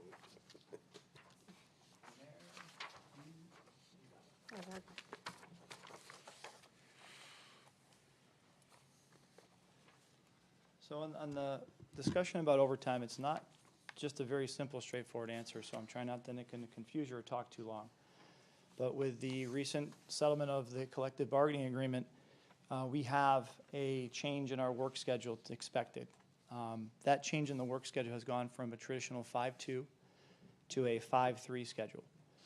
That 5-3 schedule, when it is implemented, effectively means that each officer is working 30 less days a year, and with 22 people in our patrol division, quick math is 640 if I'm doing my math correctly, but that's 640 less days of availability. The negotiation, they are working 9 hours a day, thus 2,080 hours a year for the salary component. But the change from 5-2 to 5-3 is going to stretch the elastic band of what we can tolerate, a threshold for not having full staffing and optimal staffing conditions. So what I've shared with you is the reality of our story since 2022. I kind of went back as far as I thought was relevant. But what you're seeing on the top line, and Mayor for at home, the top line is representing the approved positions that we have and we're budgeted for. The red line is the total number of employed, and the last and bluer line is the available. And what that represents is I didn't just take a guy out on sick. What this reflects is anytime we've had an officer get injured, be out for more than 2 or 3 weeks, I mean, these are significant absences. These are not just leaving for a 10-day stretch of vacation. These are the positions when people leave our department through attrition, retirement, through leaving for other departments, which we experienced last year. They create a vacancy for which takes us 9 months, sometimes a year and a half to fill, depending on whether we hire entry level or we hire certified. And the reality of it is, and what you're seeing there, is I'm coming to before you to ask for the appropriate amount of funding, and I'm telling you that even the amount of money that we've asked for in this overtime line is still going to put me in a very very precarious position. We have the 100-year storm ahead of us with staffing and trying to work and to maintain a perfect level of staffing to get things perfect. And the stats that I show you down here on the very bottom, you're probably noticing the numbers, but what it tells in the story that it tells is there's weeks this year where I gained an officer back from a workers' comp injury, and 48 hours later I lost another one. That happened 2 or 3 times. I'm updating my chart, that's why you see the things jump around. And we were down at least 6 officers in the patrol. If I'm wrong about that number, so please don't hold me to it, but up to about six positions inside the patrol division this year, for which I had, we reassigned our support staff to try to save overtime, and we did successfully save almost $150,000 by pulling our support staff out. So my ask for your overtime is, I can get into the history of the budget itself, but if you take a moment to look at the history of the overtime budget itself, going back to 2020, it's typically only been raised by the amount that we get contractual increases. It's never jumped based on really what we use. And in 2020, as an example, there was a $50,000 transfer in from the general fund or contingency. 2022, $49,000. 2023, $92,000. 2024, $46,000. You can look at your budget books and go back in history and see the same. And so what I'm trying to do is give us an opportunity to thrive and not just survive. And the number that is budgeted for now, I believe, is still too low. But based on our history and being down at least 2 officers to injury almost all the time, and then with the anticipation of 5 people who can retire anytime in the next year, they can stay, they can retire, it's up to them. I'm trying to prepare for that. And if the overtime budget, based on my analysis, has never really been properly budgeted for our needs, with a schedule change, it needs to be funded further.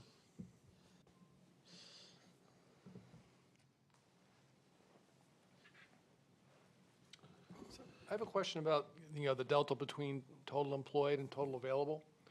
And I assume that usually refers to injuries, workers' comp, absences, that sort of thing?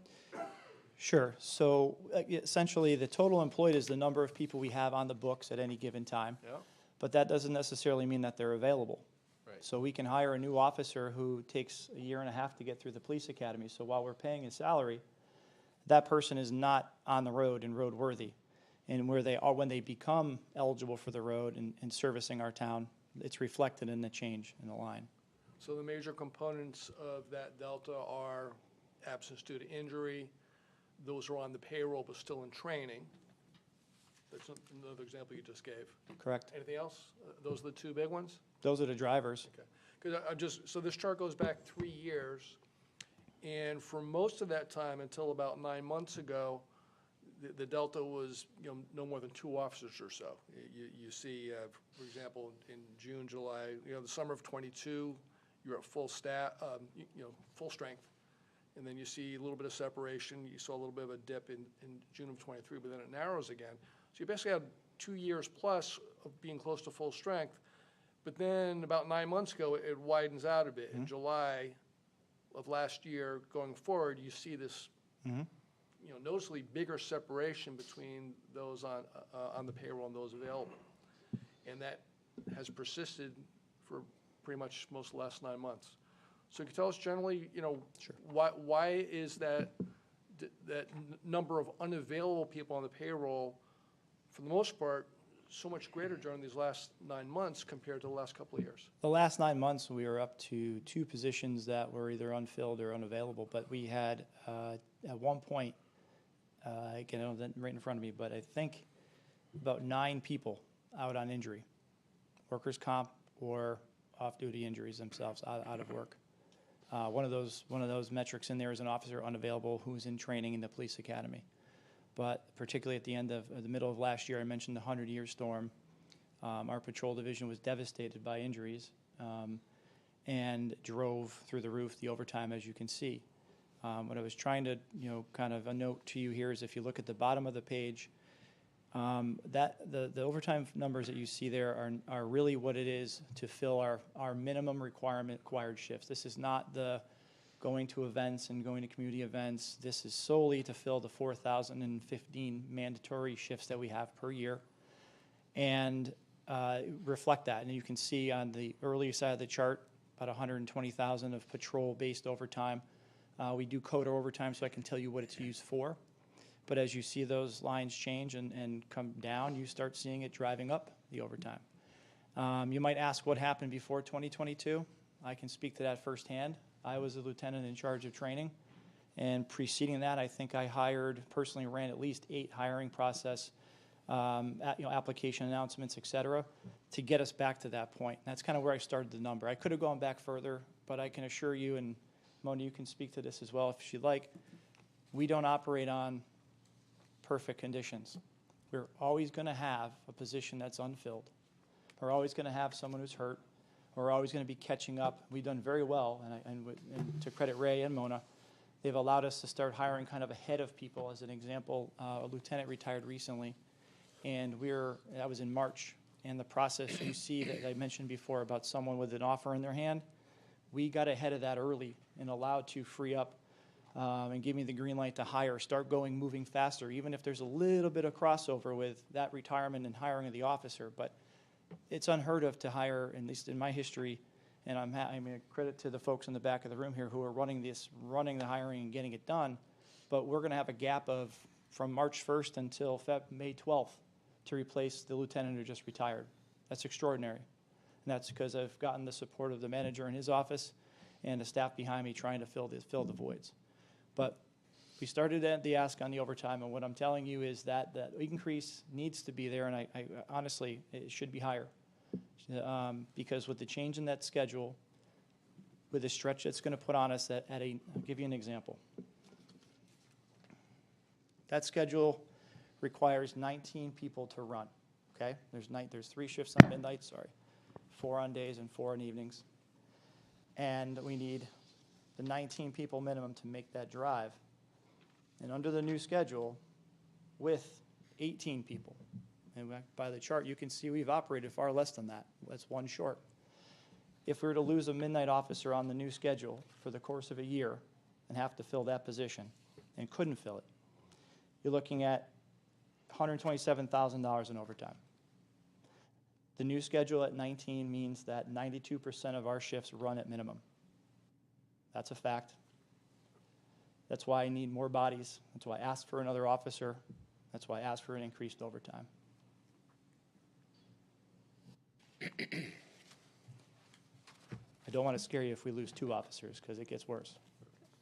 But if we were to lose 2 officers and be running at 17 officers in that patrol bid, you're looking at the tune of $230,000 in just filling mandatory shifts. Just for clarification, that extra position is not in here, so just, because I know you Yeah, I need the other understand. body, but I wanted to make sure that Fair enough. it was understood it was not there at this time. You're saying a 5-2 schedule, how many manpower do you need for that? It's 8, what is it? There's 18 before So it we goes start up to- seeing. It goes up to 19 for the 5-3? Correct. So on the current schedule, it's been a little while since I used to hum the schedule. That was my job in the old position. But if we were to lose an officer and fall to 17 of the current schedule, while there will be overtime, it's nowhere near in the magnitude that we're talking about under the new schedule. You're to have some, in that contract, you're supposed to have some type of plan. You don't have the number of people to maintain that 5-3. Do you have a plan? If I can recall the contract specifically, there was no specific number mentioned about what that is, what that number would be. But I assume that my perception would be 1 over minimums would be what I think the union would expect that we start engaging in what they negotiated. But I can't answer that question without, we have not engaged with the union or Ray to discuss when to onboard it. But I do believe that it's been a negotiated benefit that we have to honor at some point, and we can't ignore that.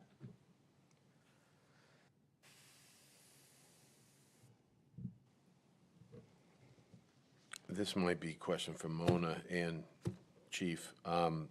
We're going to be proposed 171,000 for 2025 on overtime. If my math is correct, 340 budgeted, 511 projected. We're at 501 today, Okay, so we're maybe We're more like- than 511. correct.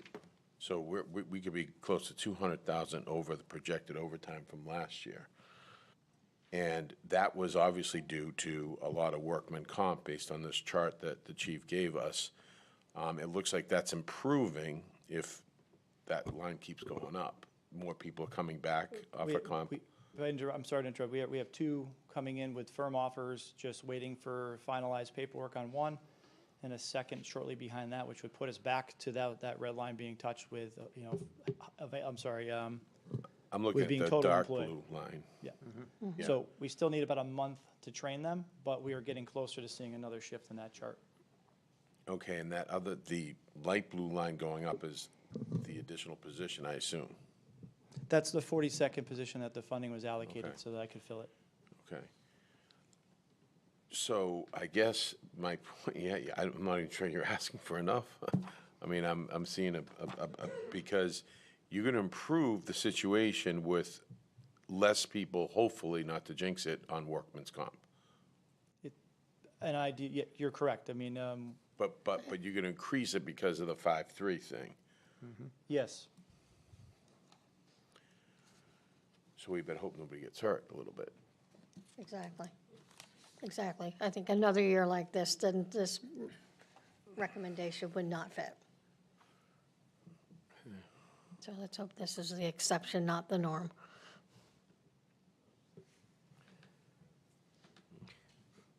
A question on the charts, because I think I'm just missing a piece of this, so you can probably put this all together. So the chart basically says 41, and then it goes up to 42.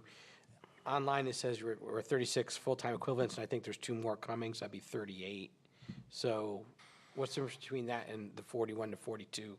I'm not sure what you're seeing on your screen. I know that I I'm know what you're saying, Jeff. I just authorized didn't for know that 42 total sworn strength. I'm sorry, say it, So I don't know I can't tell what you're looking at there, but or maybe Ray or Mona know then. you might be looking at just a page. I'm not sure, but if for total full-time employment, we are improved for 42 sworn positions, those of us who wear the badge. Correct. Okay. The staffing summary says 36 on here. Yes, and you'll see on the other pages, for example, the admin will have the lieutenant, and then they'll have. Oh, so that's, okay, Correct, so yes. you're have a bigger picture than, Yes. okay, I got it. We just Yes. they just divvied out differently here. Yeah, Okay, You'll that's find what- sergeants on another page right, and okay. so forth. So I guess I would say, so if there's retirement, this may be more for Mona than for the chief, but if there's retirements where we have periods of time where that has to be replaced, even if we have more overtime, we'll have less salary. So there's somewhat of an offset, as far as the overall goes. The issue is like if you have, like you said, if unfortunately, if officers get hurt, vacations, sickness, that sort of thing, that's where, because they're still on the payroll, so that's where the overtime doesn't Yeah. get. Yeah, Is I was, there, yeah, I is was- there any opportunity with the special revenue from police to use for any of the overtime or anything? I don't know. I Like what was the, just going to ask that same, I was looking at the special revenue page, and that was going to be a question I was going to ask Yeah. Mona, because for 24, 25 year-to-date, 360 came in, and 191 went out, and I know, they took over the car purchases and everything like that. Right. Is there any that could be allocated to Jeff's point, like offsetting some of this overtime, or like general expenditures? Yeah.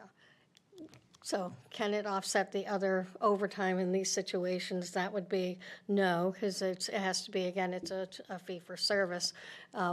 What I think we may want to consider is that when that private duty, for example, is billed, it's based on an average of what the rate of pay would be for the individual, and it has a factor of a 40% for employee benefits. And we have, in the past 3 years, had the understanding we'd take $150,000 off of this private duty and put it toward health, to pension, actually, so health insurance. So if we wanted to go back and revisit, is 150 now, because we're going to do pension in a few hours tonight, you'll see that increased, and you may want to say, I think perhaps instead of 150, it may be time for 200. So, but can it cover an overtime for something that was not a private duty? No, but we do have that billed to cover employee benefits. But if they didn't buy a cruiser, then you're saving 60 or thereabouts. Could that be allocated? Instead of it paying for a cruiser, that it goes to overtime? It's intended to be for overhead, so I would probably say, if anything, maybe something like a supervisor's salary, but again, not putting an overtime person that didn't do the job. So yes, there's flexibility, but not exactly in the way that you described. So could we say overhead is, for example, it's Brian looking at the billing. It's the clerical person who's doing the invoicing. Should we put 20% of them against it as overhead? Yes. So yes, there is some flexibility in that private duty, but not by charging an individual that didn't work to it. But under special revenue, you have estimate 500,000 coming in and 500 going out to the same private duty thing. But there should be a spread there or no? That's assuming that we take that 150,000 off already, so yes. So there is, that spread is in there. Could there be a greater spread? Yes, I think we could look at it. Something to think. The increase in uniforms, is that because of adding new officers, or? There's this change to Contractual. the CBA increase in their uniform allowance, which is reflected, I believe, Mona, correct, in this year? Correct, that's contract. In addition, with the onboarding of the number of officers we've done this year, we've kind of, bought a lot of uniforms in the last budget season, so. Is that a one-time? Will we hit that next year too? It'll stay at the same level. Contract. It won't increase again, but it will till the next contract. But odds are, there's always some sort of turnover, so you're probably gonna have 1 or 2 officers each year. I hope not. Yeah, or- You know, I mean, in that account, we fund every 5 years, the ballistic panels and vests have to be replaced. Those run about $1,300 a piece. We average about 9 to 11 officers per year for replacement. And then it's generally driven by onboarding new employees. So being that we're reaching back to full staff, we may see that come down as how much we spend on onboarding the first set new employee. But again, that there's a contractual increase for the uniform allotment that the officers are entitled to. That comes out of that line too. And that's all contractual, how many uniforms they get? They essentially in the contract, there's a uniform allotment, and they are issued, like in the old days, you would get a credit card to spend that amount of money on replacements.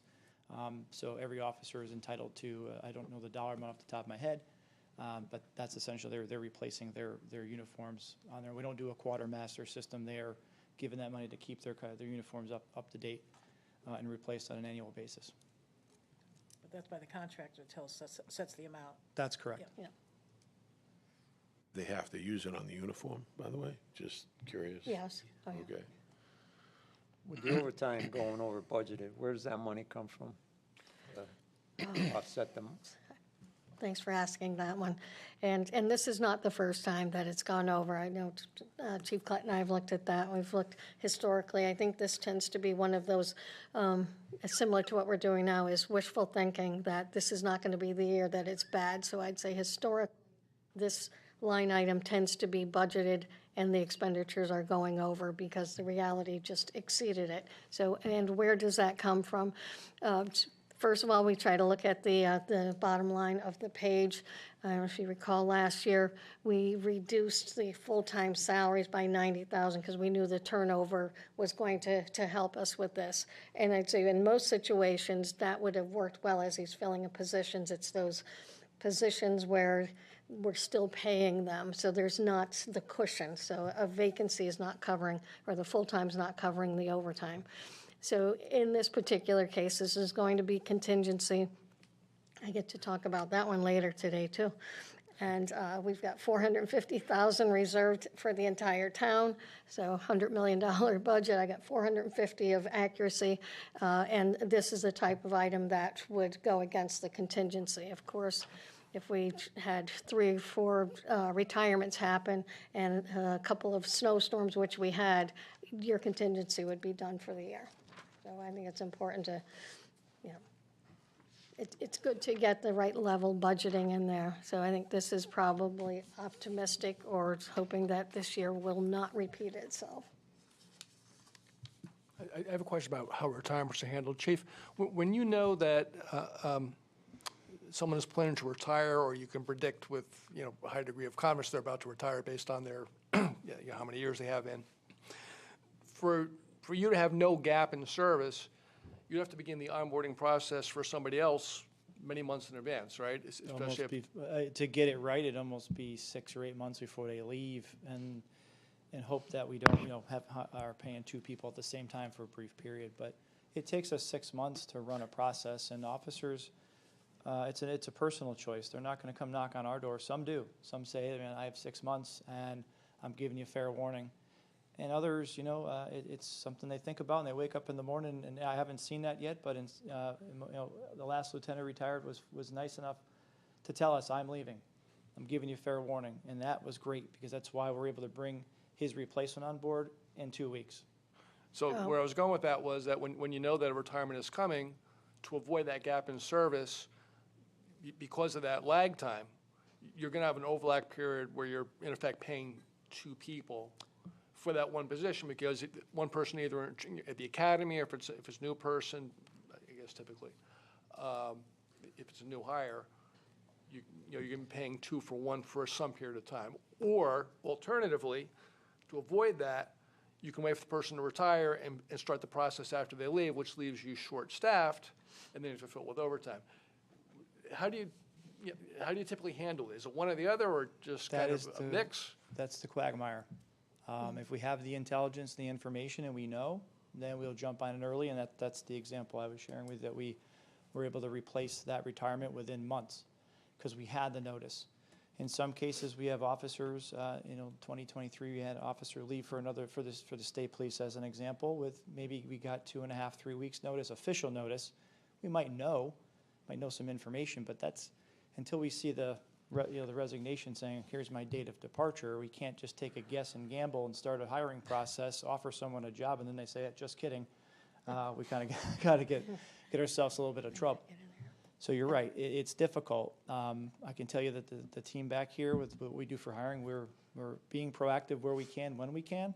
But again, we've talked about this before, public safety in front of the council. To bring on board an entry level is a year and a half. To someone who goes through the academy, we're looking at almost a year and a half. To bring on a certified officer who meets our criteria is closer to about 3 to 4 months, maybe less.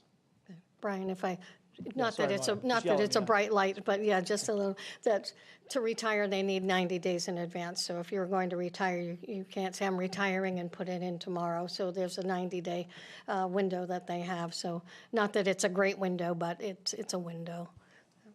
Of course, like you said, if you're going to transfer to another department, that's not a retirement. You don't have the control, but that little window does exist.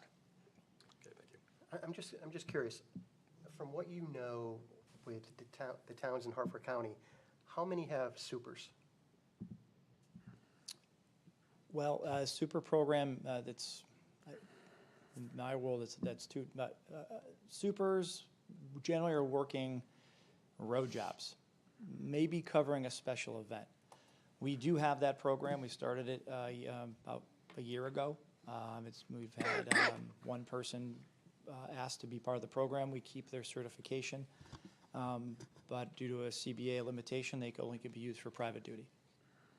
Okay, so it's not like the same program 30 years ago? No, where they'd cover districts, that's long gone. I don't think that's happening in many departments, at least in the 5 towns that I collaborate with. Okay. All right, thanks. One question. Do we used to have a detective work in the Hartford Task Force for auto theft? Is that? We still do. We still do, okay. Not full-time. With the overtime crunch and everything, I've reduced the number of hours available to them, but trying to maintain our participation because how great it's been for the town. But in general terms, it was once a week. One officer would go and be part of the team, and they'd kind of rotate through on the opportunity. Okay. And some of that was covered through ARPA grant funds. And that money still exists. But we also can use that money for vehicle parts and accessories, some creative things, so we can try and balance out both. We're not there yet with the cars, but There is some money there for resources for the vehicles if we needed it. So there is money there, but I'd say it's 50/50 on hitting the grant and then hitting the overtime line itself. Right, okay. But you've made adjustments because of the personnel numbers? Correct. Yeah, for that, okay, so that's all right, okay. Councilor Sullivan, do you want to ask about EVs, or you want me to? Get away. As you talk about cruisers being replaced, are EVs part of the equation, or they're not there yet, or? We've done some early discussions with other chiefs in the region. What I can tell you is there's a couple, so the answer is yes. We're working on it, looking into it. The chief I talked to the other day, depending on the model you purchase and the length of the battery time, what kind of charging stations you have, there are some departments that have moved away from even making further considerations because for every one car, you need another half car based on battery and use, particularly if they're sharing cars for shift and being ready for changeover. For us, what I'm still looking for is the right-sized vehicle, the right amount of miles, and then certainly if we go that route, it would be a significant investment in multiple charging stations to keep it running. In the don't forgive me for not knowing what they are, but the supercharger 30 minutes. We can't afford to have a car offline for an hour to 2 hours. That's not feasible. So we are looking into it for the future. Right now for patrol use, I'm not finding a lot of positive feedback from the car manufacturer. There's a company we go to purchase our vehicles. Spoke with her, her name is Kim, and she just kind of rolled her eyes and said, hold on, they're not there yet. And it's kind of what I'm getting from the chiefs too. But for administrative packages, something that's not patrol-based all the time, there might be a suitability for that there. But right now, we're catching up on an aging fleet and getting it back up and running. And I think, as we get to a point that I'm comfortable and can really, really dig into it, we plan to do that. But I think it's not something that's going to happen in this fiscal year. Just getting the permits and getting the plan and the funding to get the charging stations in is going to be a mountain in and of itself, even with some of the funds that we have put aside for it already. Yeah, so it sounds like they're recommending a level 3 chargers, which I don't think we have a choice. Yeah. I think if we're going anything over an hour, we can't have a car offline for an hour, an officer sitting around, and particularly with shift change. So we would need the highest level charger possible. 30 minutes, yeah, I could see that. But then it comes down to the size of the vehicle for the suitability of our officers. We have officers who are bigger than me, and fitting into a tight car is not the most ideal situation for a guy 6'5" and 240. Might be giving him some credit there, but I'm thinking about. But essentially looking for the right size vehicle. And we looked at the Chevy Blazer the other day. Ideally from the outside, looked beautiful, checking all the boxes, and then you sit in it and you're like squeezing it in. And then the gentleman who is the rep for the company said, we don't have a place to put the keyboard. I don't know where to put that yet. And modifying where the car and where things fit. So it's early on in that, and I think it will get there. Like the Crown Vics were built for police. These Tauruses now, the SUVs were built for that purpose, to be police cars. We're not just there yet where I'm seeing an electric vehicle be all in on just being a police car. But we are thinking about it. We are considering it. We're asking. We're talking to folks. So I have not heard your messages. I have. It's just right now is not the time. And I think if we're going to do that, we probably should have a conversation about give me 2 chargers, 3 chargers. Let's get the permits. Let's get the install, and let me go from there. But I don't think I can put the cart before the horse right now. Right. And maybe someday there'll be some sort of grant opportunities for chargers for police stations, or I don't know, but just spitballing. But might be. But I think we're looking at, Mona, you could help me out. I think they're about $80,000 to start, and that doesn't even count the installation fees for getting a construction company to come out and dig up our parking lot and put them in where they work. That's one. Right? And we probably need at least 3 to make this work on a patrol level. But if we're looking on just administrative level, we can scale that back, and that's on the administrative level. We're looking at 3 detectives, 2 internal officers, the chief, and 3 lieutenants. So there are some opportunities within that group. But again, I think we got to get through the charging stations first and look for the right cars, because they're just, like I said, even the sales reps are telling you, hold on, not the time. Great. Okay. No, Do they have appreciate hybrids? The hybrid we do have has been at the Ford dealership for 4 months because the battery integration is messed up, and we are on the phone with corporate now trying to get the Lemon Law enacted. But we've even had we had 2 hybrids or 1? One. I think one. We bought a hybrid about 4 or 5 years ago, something like that. 4 years ago, and it's been off the road for more than half its life due to electrical problems. One thing I think we need to think about too, and we spoke about it last year, was the wear and tear on the cars. You know, they're all being taken home. One question I have is, what's the furthest a patrolman lives? I mean, in distance, like time, I'm sorry. How long does it take them to get home? Time or distance? Off the top of my head, I mean, we have a policy that specifies 20 miles that we hold fast to. I would say that equates to maybe 27, 28 minutes of travel time. Because one thing we need to think about is, as we talk about EVs and the cost analysis of exactly what you're saying, with the chargers, and the fastest one is level 4 now. So if you have a fast charging car that can take it, it's about 15, 20 minutes. That total cost in the budget, it's about $180,000 for fuel, and tires and parts and all that stuff. So pretty soon, as these cars age on and require more work, more wear and tear, it's going to make the case for an EV even better. Listen, I'm not I'm not disagreeing with you, but what I'm saying is, you don't want to be first to the party on something like this, and right? don't get me wrong. I'm not saying this year or next year. Yeah. It could be, to your point, we're just not there yet. Yeah, I'd love to see another PDB. I don't want to, listen, love to be set in the way for everyone and be, trying to be like us. But this is not one of those moments where you want to run a program that really is a problem for our patrol. And, I still have yet to see, I know Weathersfield, I've heard that. Those two cars are like administrative duties, not driving patrol 75 miles a day and having the size and capability, and not the capability, but the size and comfort that the officers need. No, that Mustang's a smaller car. They tried it for patrol, my understanding was, and if I'm wrong, I apologize, but brought off the line and made into like an administrative role or a traffic car that is not doing general patrol operations. So, I don't think, I don't disagree with you. I think there's a way to get there, but I just don't think we're there, and I don't want to be the department that invests $280,000 in a couple of charging stations, trying our best to convert a patrol division and find out it was a failure. We did this with natural gas years ago. That was a bomb. We tried it. It didn't work. No, I thank you for your research with that. I would rather not invest all that money in something that's not successful. So thank you for continuing to look into that. And when the time is right, I'm sure you'll let us know. We're not done. Thank you. Thank you. Okay, any other questions? Why did the longevity pay go up so much? Was that the new contract? Contract as well. In college credits, not that it's a big number, but That's based on the actual, so just whoever's Taking signing up in courses. advance, correct. I'm good. Thank you, Chief, appreciate it. Thank you. I appreciate listening. Have a good evening. The last item under public safety is fire prevention. Correct.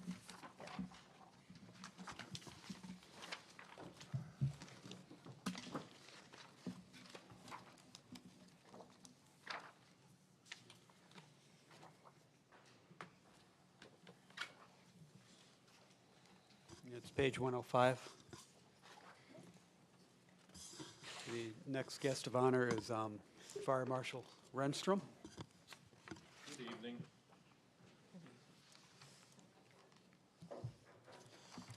So the goals for this year, goal 1 was met. Goal 2 was met by the hiring of Deputy Fire Marshal Bill Kelly. Bill was an uncertified candidate, so he had to get his code certification, hazardous materials, and fire investigation. He started that process before he was hired. He paid for the classes, the tutors, successfully completed the code class. We sent him to fire investigation. He was graduated #1 in his class, so that goal is met. But now kicks in goal 1 because he has to maintain his 90 hours of recertification training every 3 years, as well as I do. And then goal number 3, we started digitizing our old files. About 85% of that is complete. It's being stored now on the computer, and then the rest of that is when it gets migrated from the G drive into the Alpine software Red NMX program, and hopefully we can get that done in another 6-8 months. So that's pretty much complete.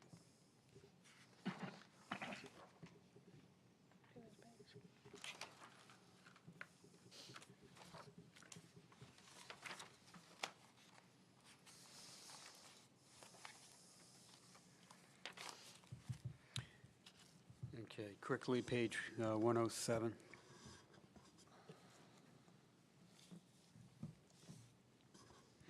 Bottom line, you should see a reduction of 1.3% of, or $4,702.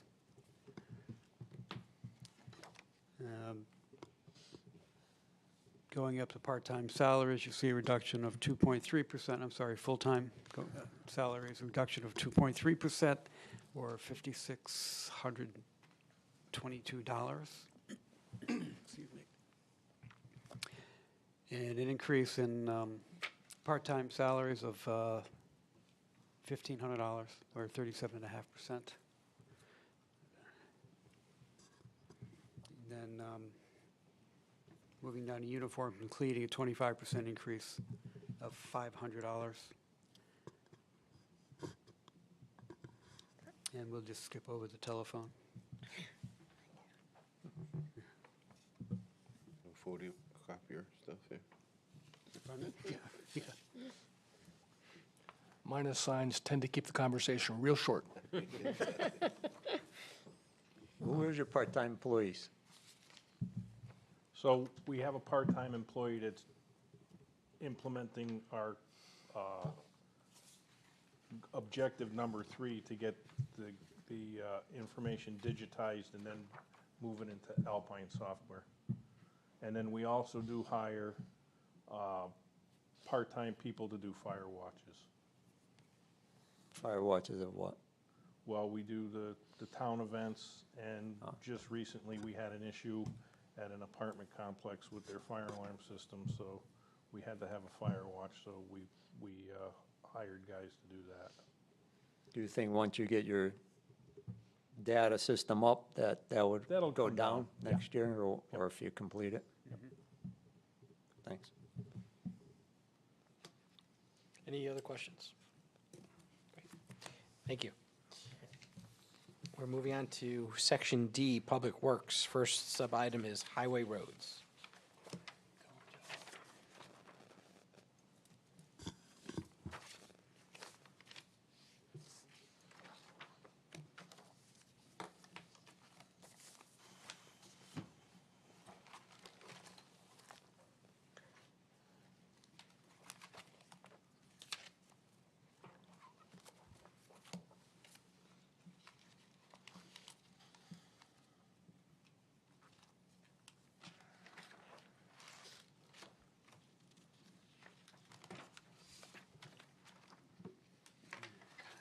Give me a minute to find my tab.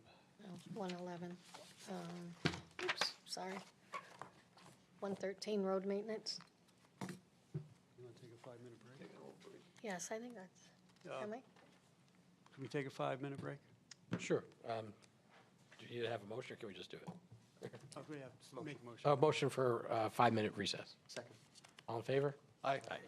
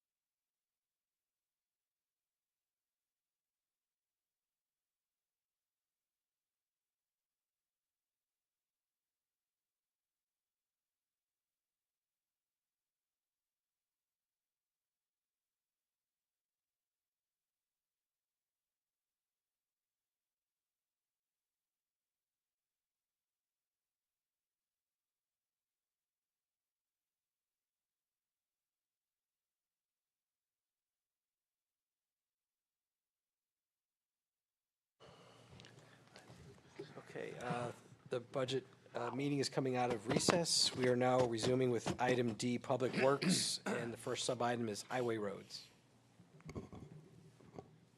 Okay, page 111. I just want to quickly go, these two goals are pretty short. Improve equipment and tools for safety, productivity, efficiency operations. This is an ongoing issue, or not issue, but an ongoing project. It basically refers to the two trucks that were approved in capital last year. They're still in the process. They're being built, the 750 and the Freightliner, actually 3 trucks, and the 1400 red line truck. I'm sorry, 1400. Those are 3 trucks that we're paying long-term leases on, but that was part of the overall keeping the fleet at a minimum of 15 years ongoing, and trying to keep that going. So Highway has accomplished a portion of that goal. As far as the efficiency of operations and productivity, Joe Lentini, the Highway Superintendent, has initiated daily kickoff meetings every morning. I think he calls them tailgate meetings in the morning with his crew, reviewing what needs to be done for the day. Also, they have incorporated various training sessions, inviting OSHA in for certain activities, and training through Joe's own research, and also through HR.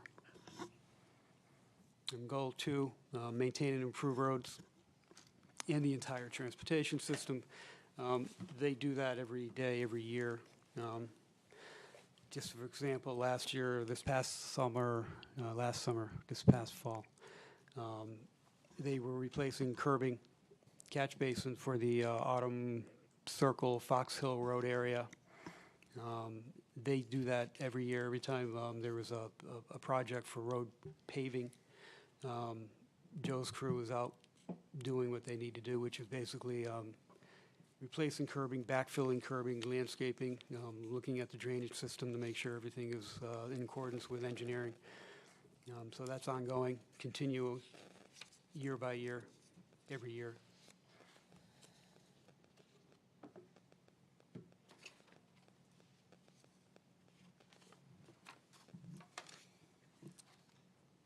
May I jump to page 113? For the budget numbers.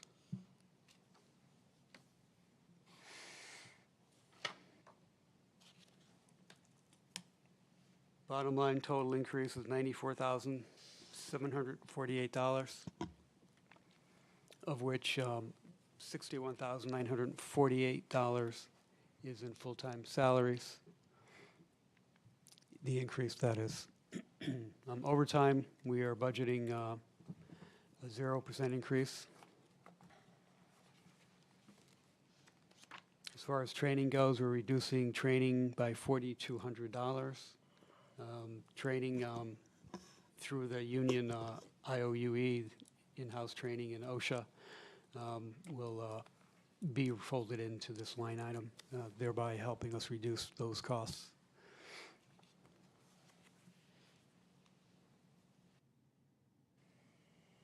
New and replacement signs, we're cutting by $4,000, or almost 28%. That's road signage and other park signage, and whatever signage we may need at the time. Excuse me. Uniforms and cleaning are up 3.4%, or $500. Just the costs that are incurred or have increased. Materials and supplies, we're looking at a 122% increase, or $16,500, and that is to purchase a new salt spreader. Those spreaders that go on the back of the pickup trucks for to apply salt for ice and snow. We are proposing to fund 3 of them. Also includes some general hardware purchases. Why is that not a capital It's under or equipment under item? 20,000. No, but the materials and supplies, you said that's, 16,500. right. Yeah. That's the spreaders themselves? Yeah. 3 of them. Okay.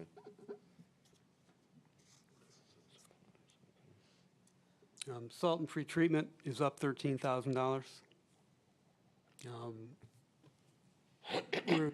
We are on the CROG contract list for that to try to keep prices as minimal as possible. So doing the regional approach has helped a bit. Food has increased for 25%, $3,000. That's for overtime.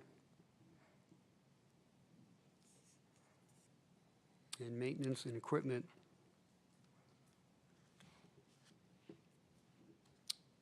is up. Well, actually, it's hasn't been funded, so it's up to, it's proposed at $8,000. Do you know what that's Are for? those the spreaders? No? Yeah, and I would agree. I think they probably could have gone together. Yeah. The 8,000 is the Sanders, just the mechanical device, 3 per vehicle. I mean, 3 individual vehicles, not per. So it's not the material and supplies? Right. Or are they connected? They're somewhat connected. I'm But we'll, agreeing that I think the spreaders would be a better fit to put into the capital. Okay. Into the capital, that's, This capital. He's got a capital equipment line. I'm sorry. Yes. You mentioned capital, I was thinking He of was thinking CIP. CIP. No, No, I not that big. apologize, I was just, yeah. no, Right. Yes, I I wasn't. think that's a better description. So we're, Are we losing? so we're spending 24,000?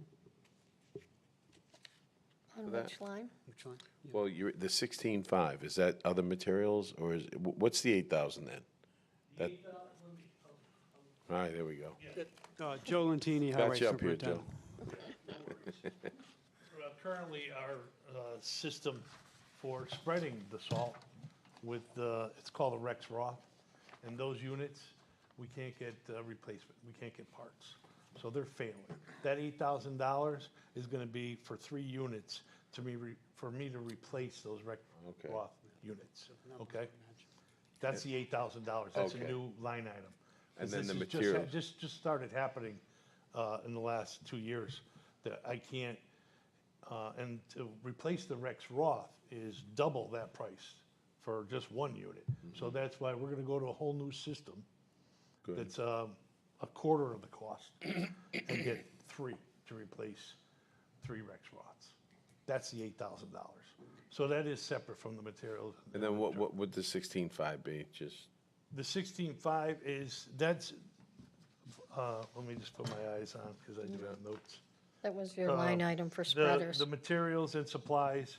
So, yes, we have spreaders that are on the back of vehicles that are also is older than the truck. Okay, so we need to replace those. That's basically equipment. You know, I mean, it's not like going to buy a new truck or putting it in CIP. It's replacing old what we have, the older units. I mean, they're over 25 years old. That are, you know, you see the Mason dump trucks that we have, those kind of units, the smaller trucks, those are the units that need to be replaced. So that's that line on them. That's what the materials and supplies is for. And the $8,000 is the spreader system that puts out the salt. Those I can't get parts for anymore. That's a Rex Roth, it's called. We're going to a whole new system. It's called Force. And it's basically with state low bid. We got it through Equipment Services. So we got a good price. And there'll be 3 units we're going to replace this year. So we'll replace 6 units, really?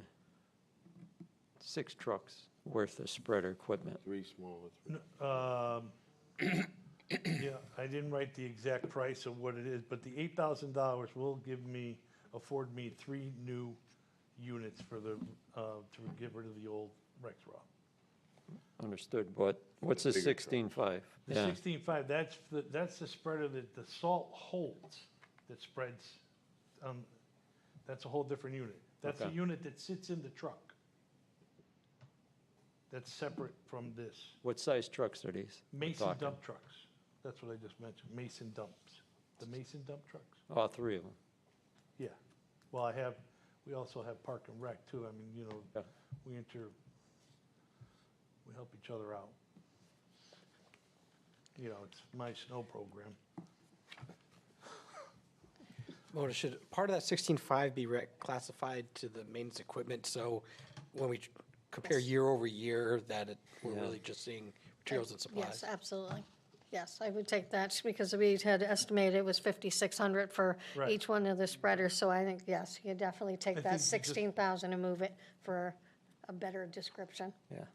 So materials and supplies are really going to be fairly flat, and it's about 24,000 in maintenance equipment Correct. roughly, is really how to really think about it, right?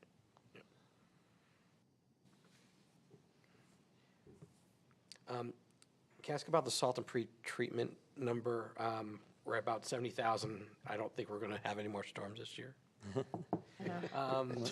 Actually, we're at 171, Oh, yes. so this changed, okay. So we went from being way under to being over now. Correct.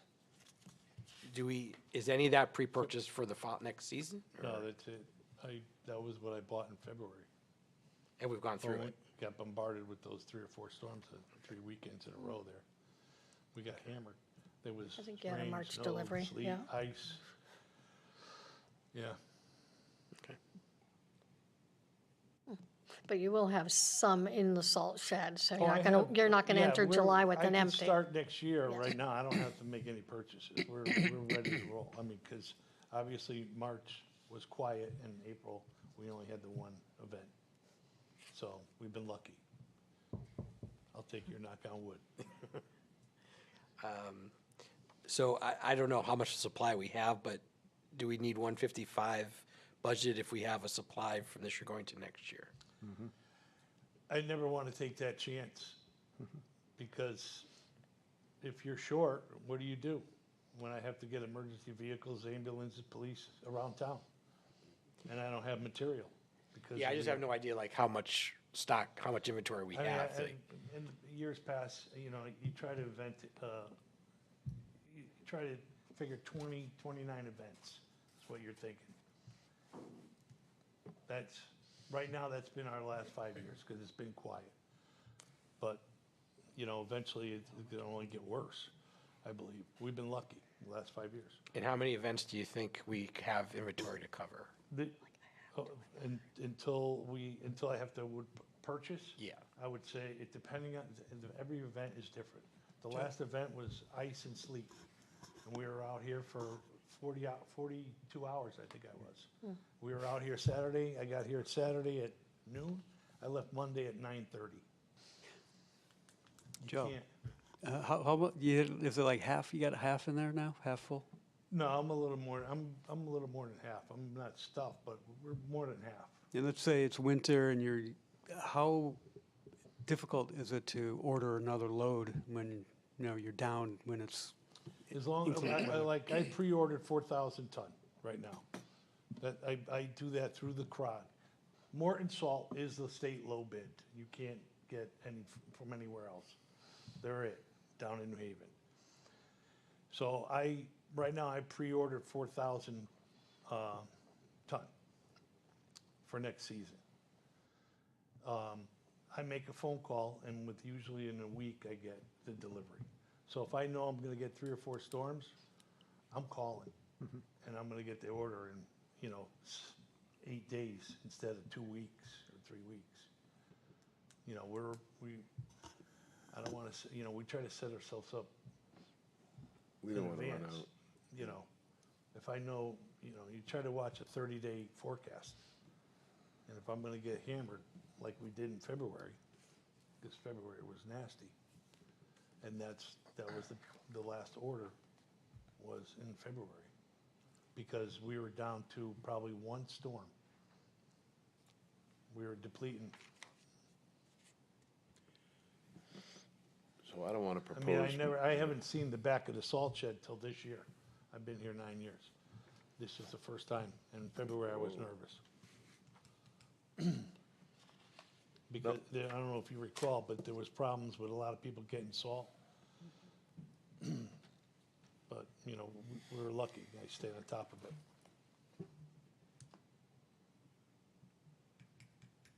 What's the equipment rentals? We didn't have any in 2024. We're anticipating 10,000. Are we going to use that, or what are you renting the next few months? The next few months, I'm gonna be renting a roller to start, and, depending on park operations, it could be a mini excavator, because that's what we don't have, and I have a drainage job, that we need to complete before the end of May. So, a roller to do Maxwell Park, and then, the drainage job.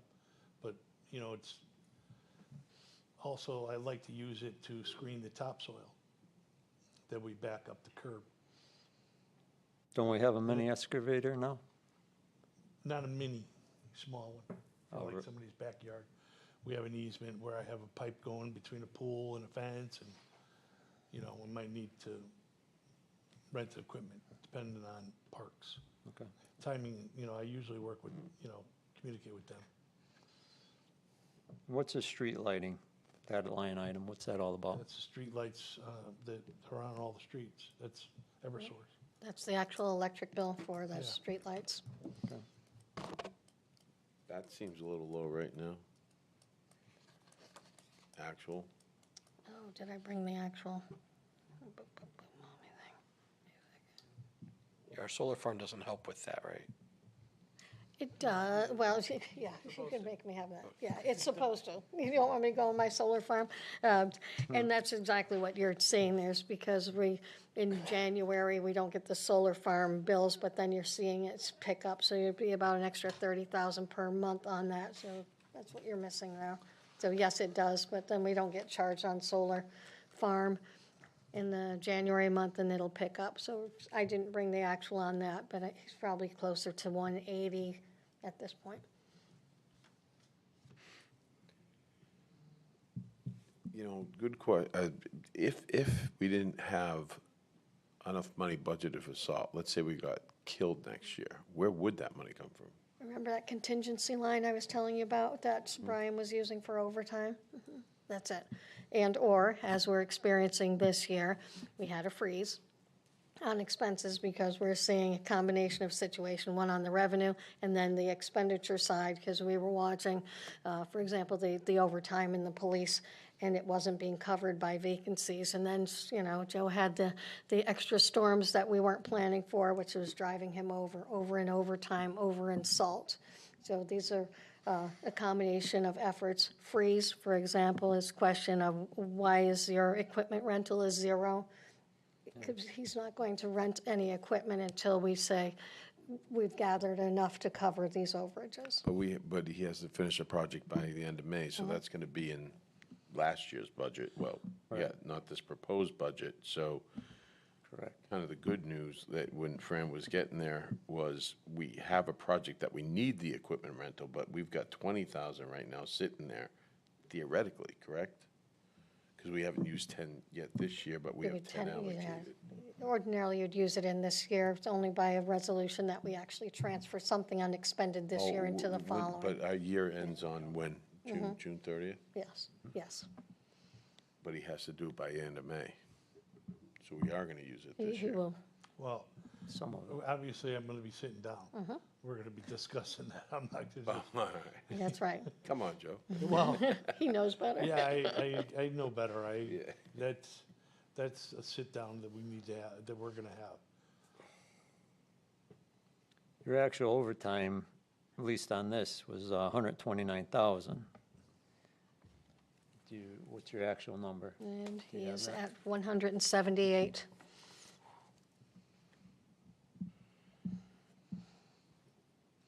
You're asking a bad question. Well, this winter, Are we under? yeah, this winter was a lot of Sunday events, a lot of Way over. weekends. Did 178 last year. I remember that. Budgeting 150. Yeah, Right. Over. That's if we have it's nothing more. continuing because we're getting rain every Friday, Saturday this year so far. I mean, the winter was all weekend events just about, plus holiday. Yeah. We had two storms on holidays, Sunday, Monday. which you really can't project for. I mean, I say 29 events, but, when It are they? really and- depends when it happens. Yeah. Yeah. But Yeah. I try to prepare for that, you want to set yourself up for failure, so you can succeed.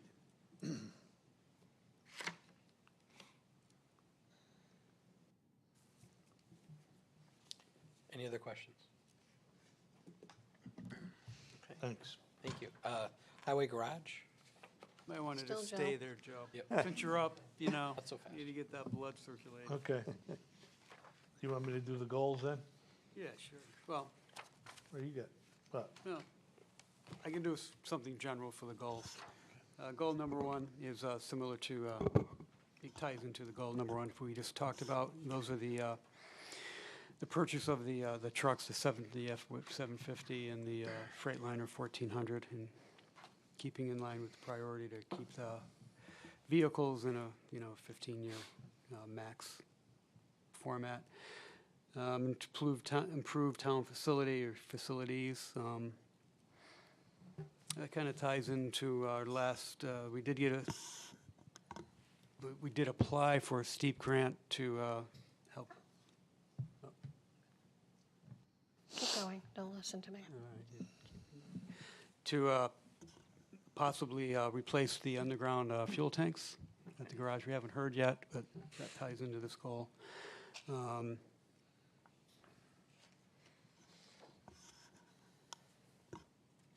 Also pushing out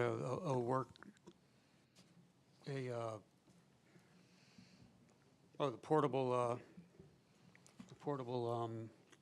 trailers, looking at trying to accommodate how we handle the overnight accommodations. And goal number 3, to implement a work order system for vehicles. We are pushing that out now. They will overlap from current fiscal year to the next fiscal year.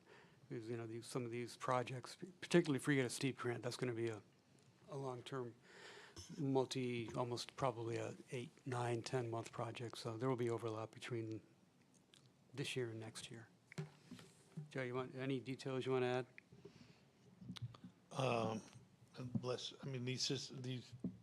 These goals are, obviously, they've been implemented. The amortization is working. We do have a program set up. Mona and I with a spreadsheet, and the program is working. Obviously, improving with the fuel tanks. I mean, they got to be out of the ground in the next few years. So we're starting to manage that, and hopefully this grant comes through. And then the work order system, that's right now, we're just on the cusp of that. But it will be implemented, it'll be running. By the time I stand here next year, it will be up Oh, and definitely. cooking. You do the budget. Page 116. Total increase, $26,514. $18,014 of which are salaries. And then we have a $5,500 increase in service contracts for the gas pumps and the gas pump system removals from deep, the oils and the hydraulics and safety clean and so on.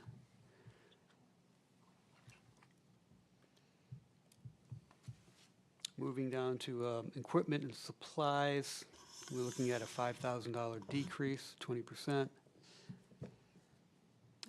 Equipment and supplies consist of tank refills and car washes and plow pins and other highway vehicle-oriented items.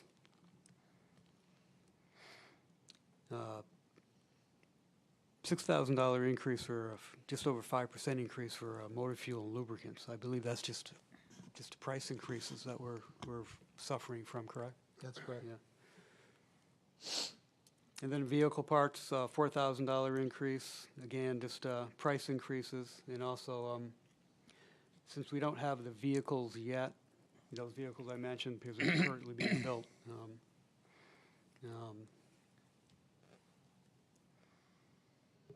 is the part of the reason why we don't have it fully expended yet, right? And the prices won't go down either. They're just going to continue to climb. And no change in the software and maintenance equipment.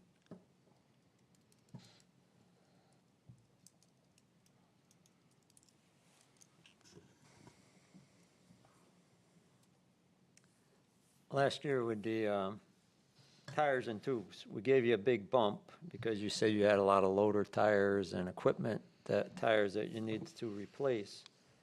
I'm just curious, why is that still going up this year? That should have came down, I would assumed, if you replaced the tires under the budget year we're in right now. Well, now I'm into replacing for some of our trucks.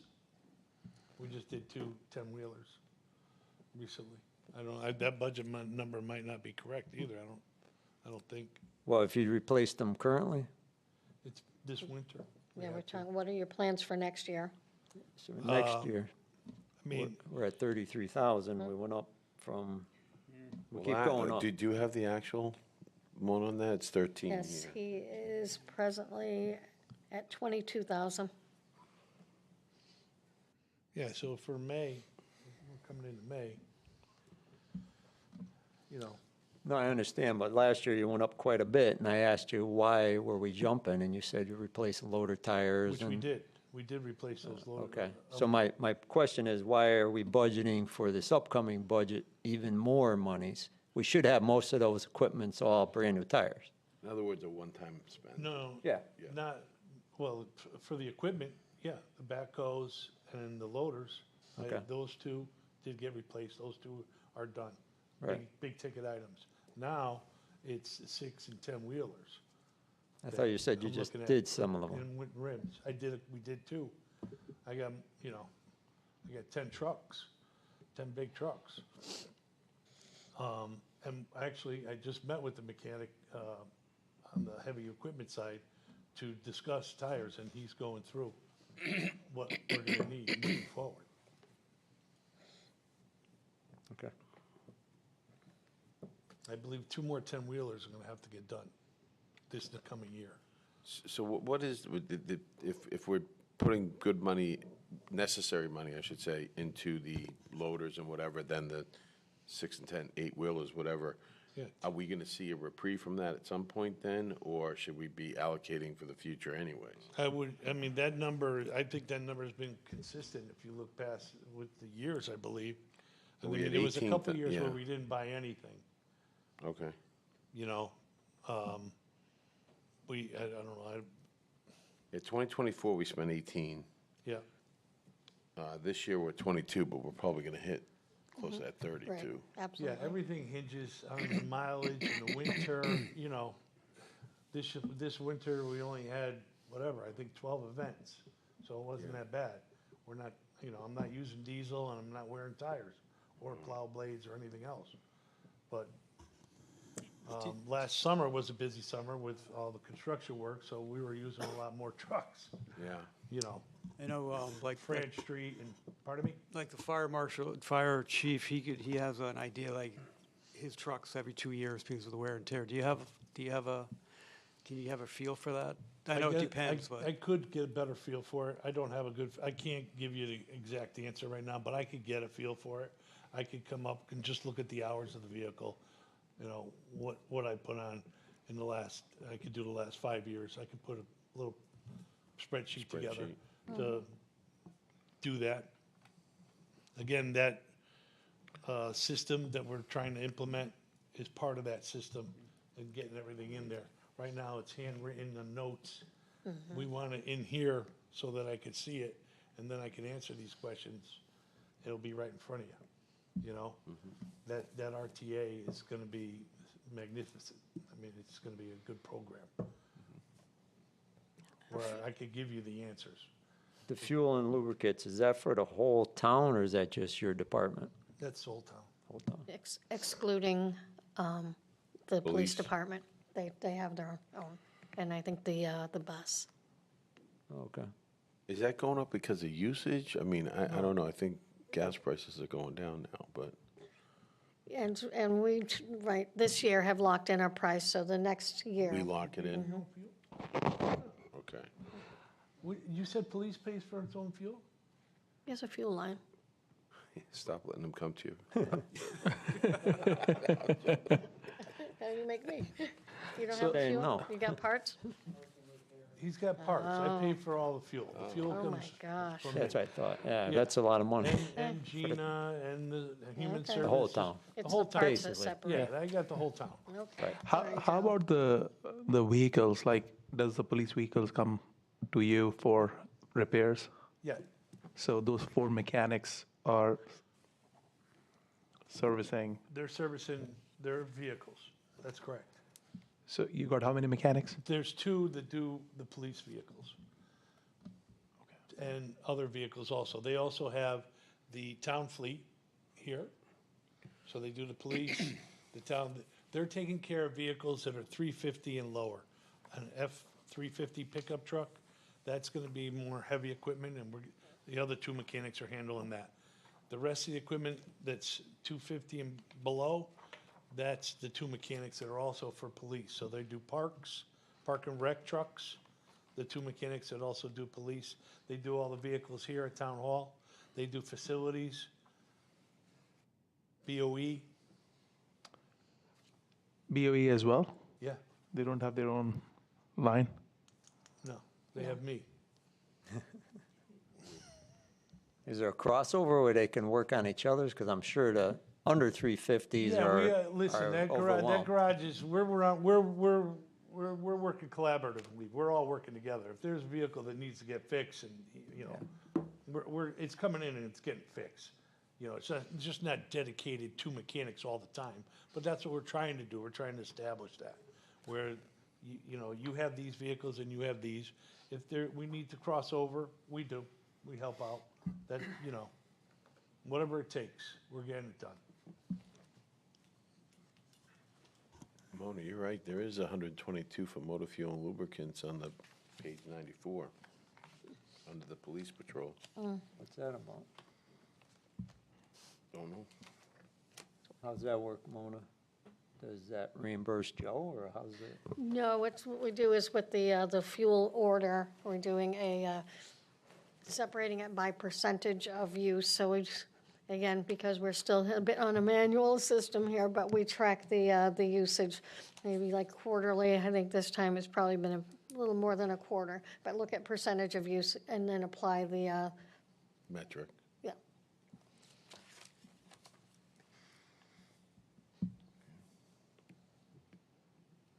So technically, we use about 240,000 on fuel and lubricants. You're just dividing it up by what you Correct. believe is the usage percentage. Right, yes, because from the gas pump, we can see mileage. It's not all on you, Joe. Almost. Sorry. And I'm, you know, now that she mentioned it, it was discussed, I remember. There's in some of the past. accounting things he just doesn't get. I forgot about that. Okay. We did have that discussion. My apologies. I totally brain farted. And last, what's the service contracts? The service contracts are, all the contracts I have with all the vendors, they come to me yearly, Yeah. okay? So the oil water separators, the removal of the rags, removal of the used fuel, used oil. The fuel pumps, we have a service contract with Compo that they come in, it's monthly, quarterly, yearly service. Yeah. Okay? So all those items, and plus the fueling of the oils and lubricants inside the garage. You know, I mean, the lubricant is a cost, but, you know, there's vendors that I have to have for certain oils and hydraulics and all those items. So those, we consider the service contracts. The other item that that's the main core of the service contracts. And that's why we set it up that way years ago, to have its own separate, because it's the same vendors every year. It's the same, you know, I mean, pricing changes obviously Sure. because of the economy, but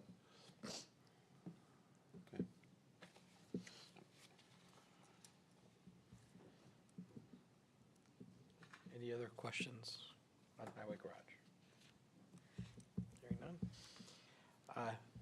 Joe stays up here for sanitation, I think. does. So He move on to does. sanitation.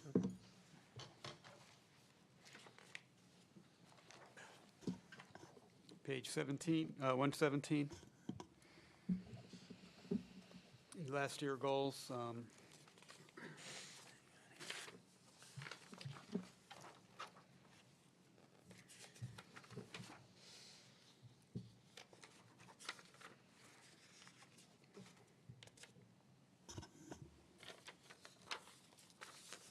okay, goal number one, reduce waste, which is same as last year, which makes sense. And how are we doing about that? We are, How are we doing on that, I guess? well, we are moving our food scraps to Quantum. It's not a really big impact, about 12 to 1,500 pounds a year, as opposed to tons, which is, better. We have rerouted and reorganized the route maps for bulky waste pickups to try to reduce the fuel consumption for these two vehicles driving around. We're working on that now, pretty hard right now. We are saving money with recycling the plastics through USA, right? With about a ton a month, Joe? Yeah, Maybe we're more. doing a lot better with the plastics recycling. It's reducing the tonnage on the bulky waste. They're accepting more items now, so we're able to really we're saving a lot of tonnage on the And- plastics. Why don't you, a quick note on the contamination. We're at 10% for our recycling, so that's phenomenal for the town. In other words, when all you residents are recycling, you're only contaminating, 10% or less of the material that's being recycled. So Rocky Hill's doing an excellent job on recycling. I don't think I understood that. Yeah, what's contaminated? So, the recycling, so people put, in recycling, they'll put items that don't belong there. Okay? A television, grass, you name it. Cardboard? Cardboard, well, cardboard is recyclable, Yeah. that's a good thing for recycling. Like all pizza boxes? Well, oily pizza boxes, no, that's gonna end up getting blown off. And their new automated system now, and they're taking more items, which, we've put online, we're staying up with the stream with USA on what we're recycling and how we're recycling it, and the town's doing a magnificent job. We're only contaminating 10% of the loads, that's phenomenal in the standard. So Rocky Hill's doing good with recycling. I mean, we could recycle more, do even better by keeping less out of the bulky waste, out of the MSW, that green cart. Just keep it to your kitchen and your bathroom waste and textiles and everything else. Bring it to the transfer station. We'll dispose of it down there and into the right areas. So we're not contaminating or making hazardous waste, but we're doing the right thing. Is there a different fee for recyclables due Yeah. to bulky waste? Is That's that correct. That's why we're trying to encourage proper recycling. Yes. Yes. So we get a better rate by being 10% versus 20%. Well, no, good. You just don't get the extra charge for being, because they will itemize your bill and say this particular load was Oh, okay, 10%. so you Oh, do, yeah. see- yeah, if Oh, we they- were higher, we'd get Okay. charged. Oh, yeah, I would get charged. Oh, yeah. We haven't gotten a fine in quite some time. Good. And the plastics, like I said, at least 4 to 8 ton a month. That's what we're recycling in plastic. So we're doing a lot better with that. We finally got that program in a good place. So that's 8 ton a month that's, not going into your bulky waste where you're getting charged $108 a ton. What plastics are you referring to? You mean from curbside pickup from homes? No, What for plastics? like the stuff, the items that people bring to me, like the Trek toys, those plastic items, your Rubbermaid bins, those items that you guys are bringing to me are not going into the bulky waste now. They're going separate. And I'm not paying the tonnage for bulky waste. So it's a good savings. We're doing pretty good. I mean, it's not, you know, millions of dollars, but for a small town, we're doing well with managing the waste.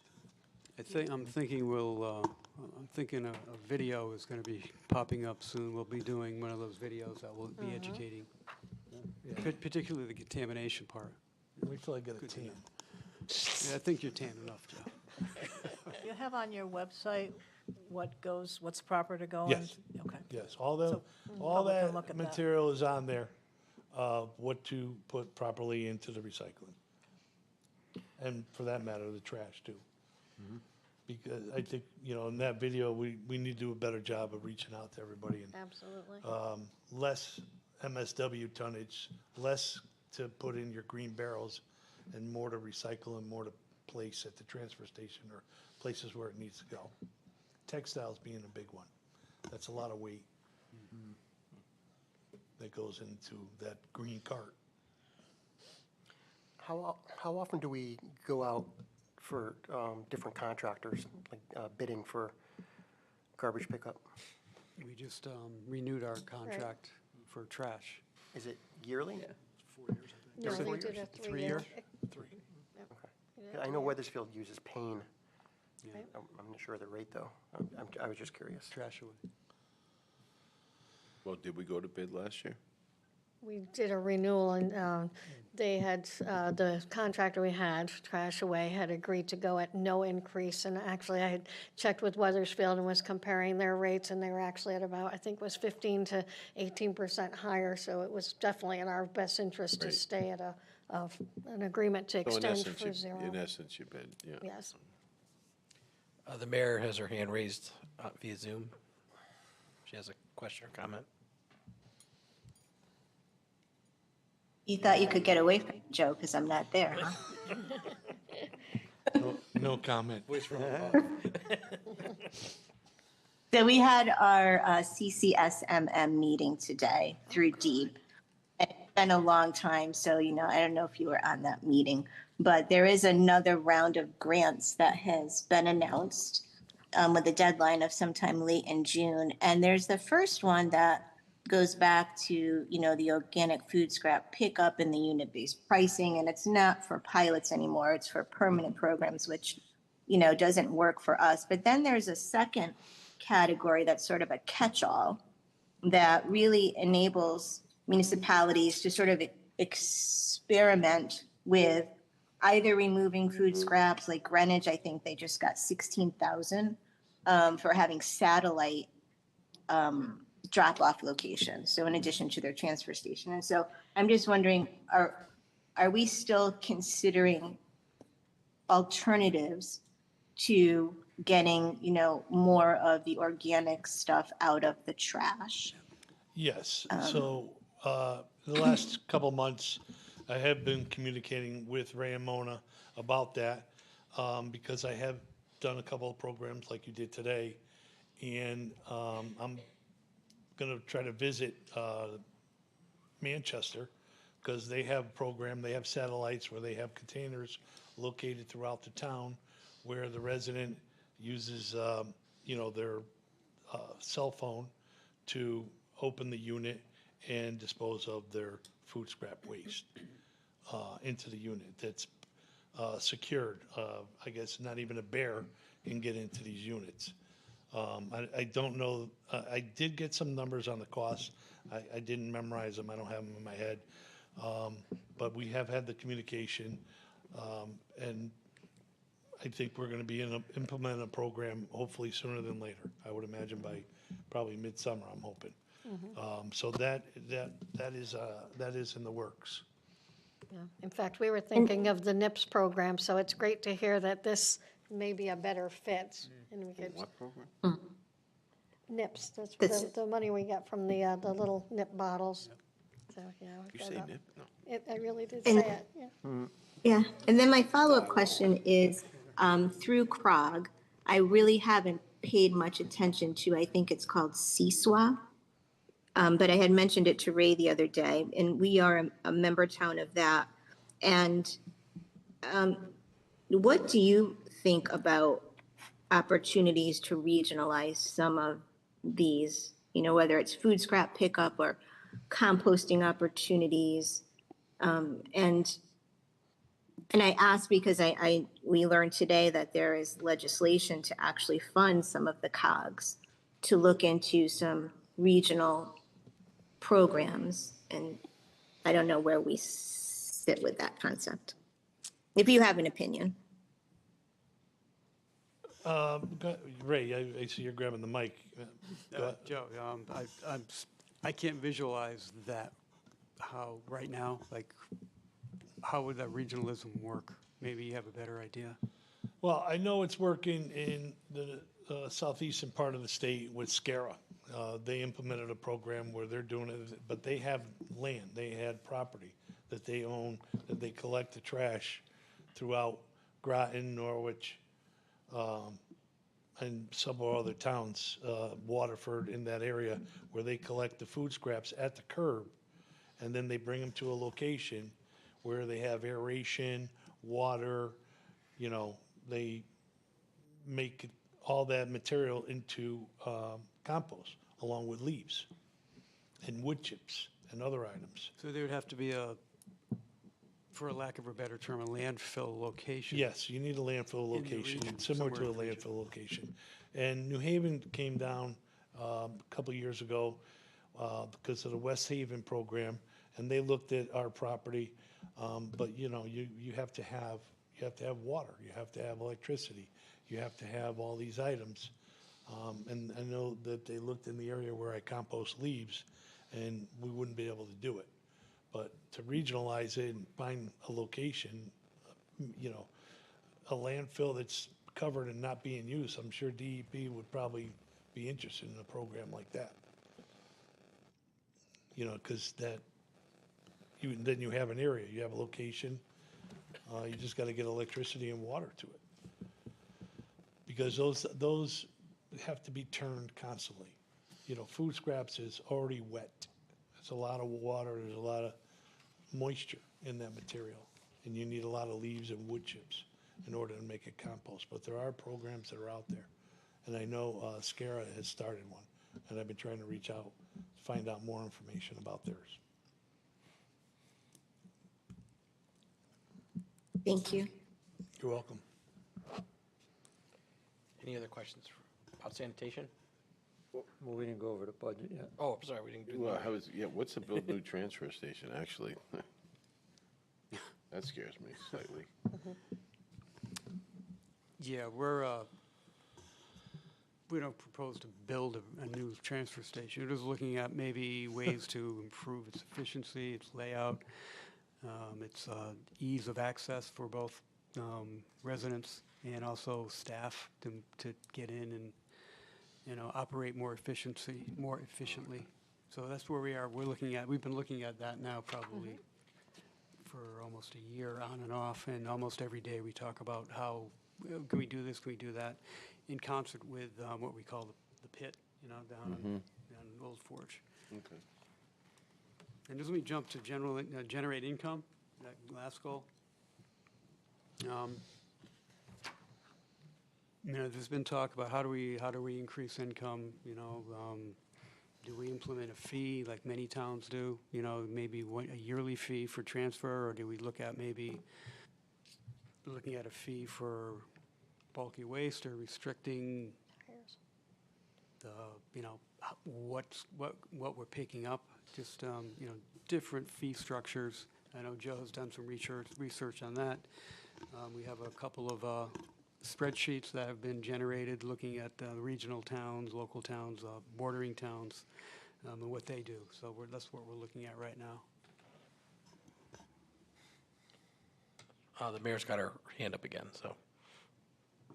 I forgot to ask you, Joe, how is the Big Belly composter / trash working? And then should we get more, or was that just not a great investment? Not a great investment. It's contaminated all the time. I can't separate, there's a milkshake in with the recycling. Now I have all this, contamination on all my recycling.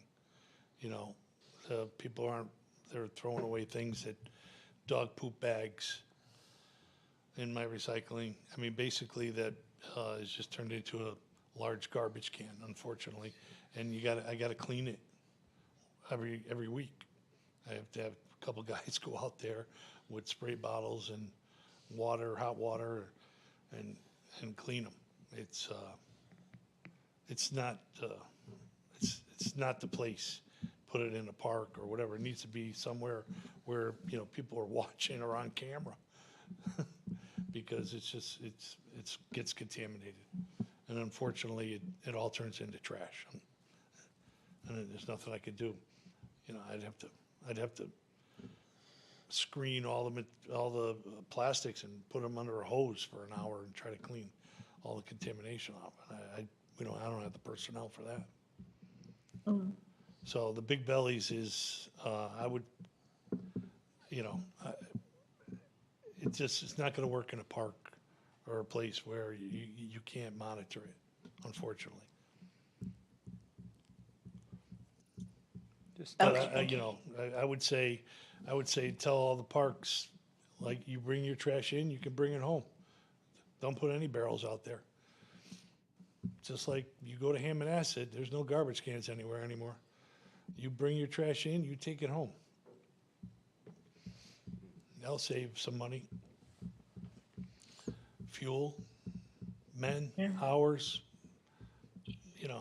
There's a lot of towns that don't have any trash containers at their facilities anymore.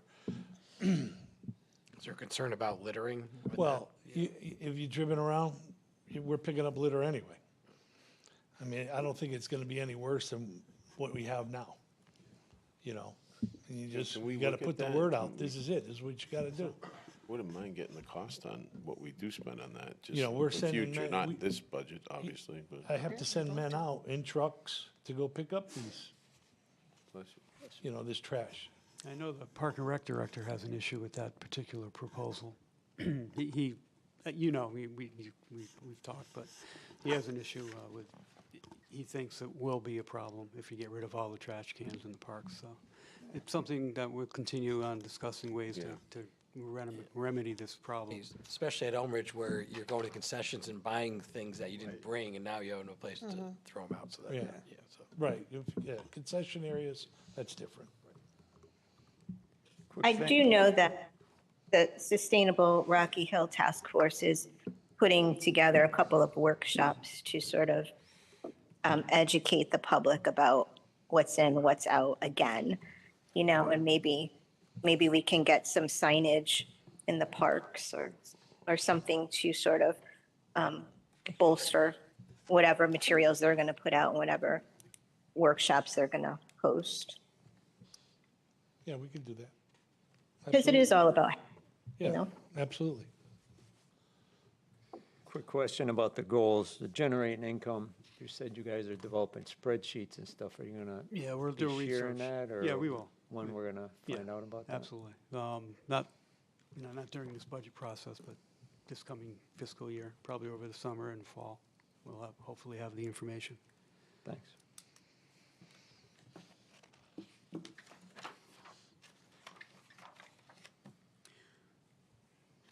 Okay, page 119, bottom line, a reduction of $1,868 overall.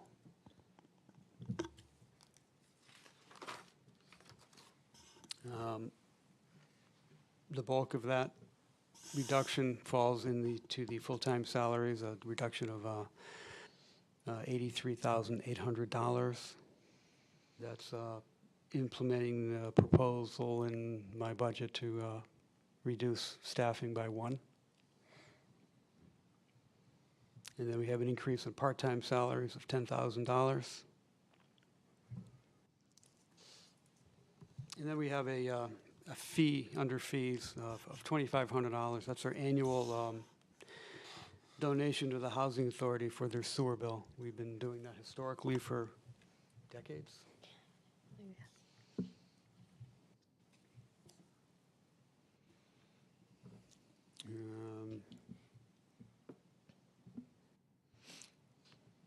$5,000 increase in solid waste collection.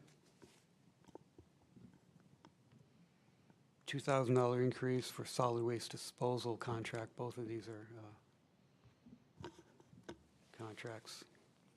We'll probably jump back to that in a moment. We're looking at an $87,000 increase for the MDC bill. That's just what they charge us.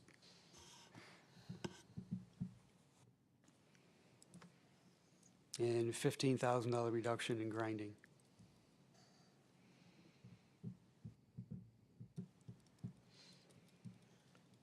Has anything been spent year-to-date on grinding?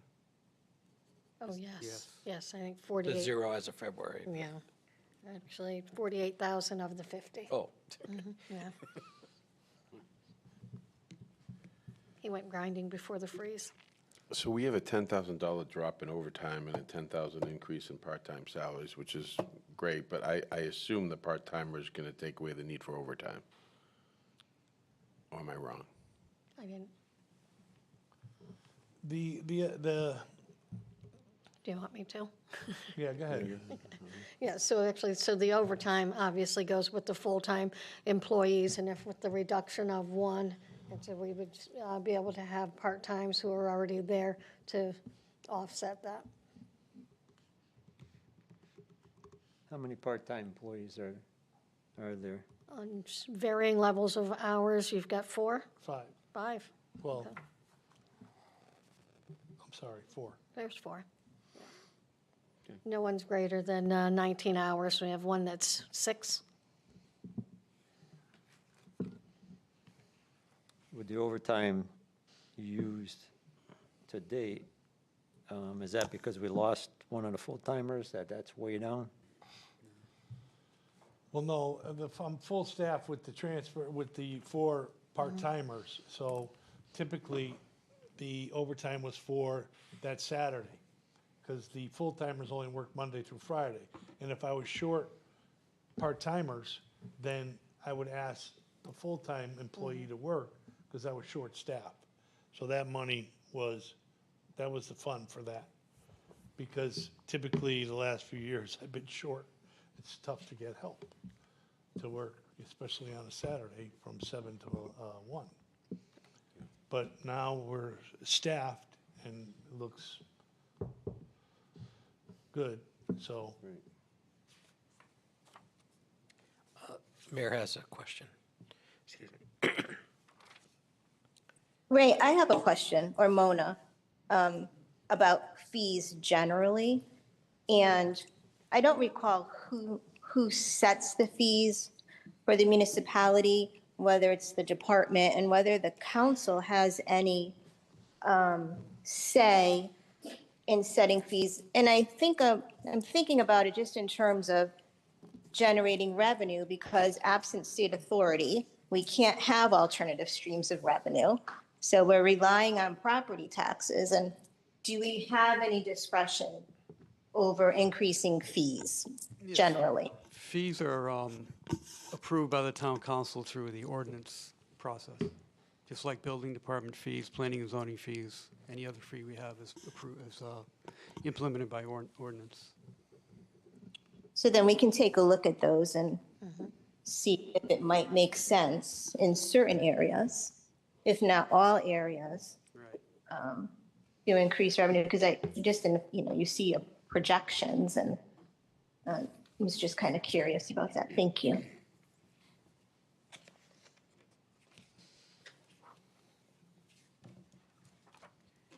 Any other questions about the numbers for sanitation? Okay, thank you. Thank you, Joe. Thank you, Joe. Thank you.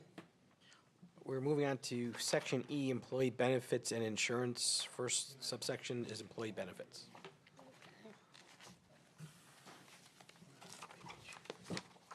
I'm going to try to drive and walk at the same time. I don't know if I can change my gears You that could. fast. You can do it. I You can do it? Mona. Okay. I have to change my packet. Bear with me a moment. 177.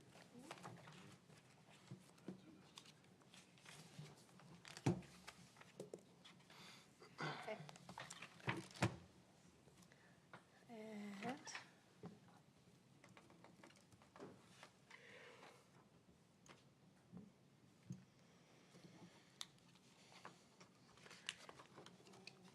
As you can see, there are no goals for employee benefits.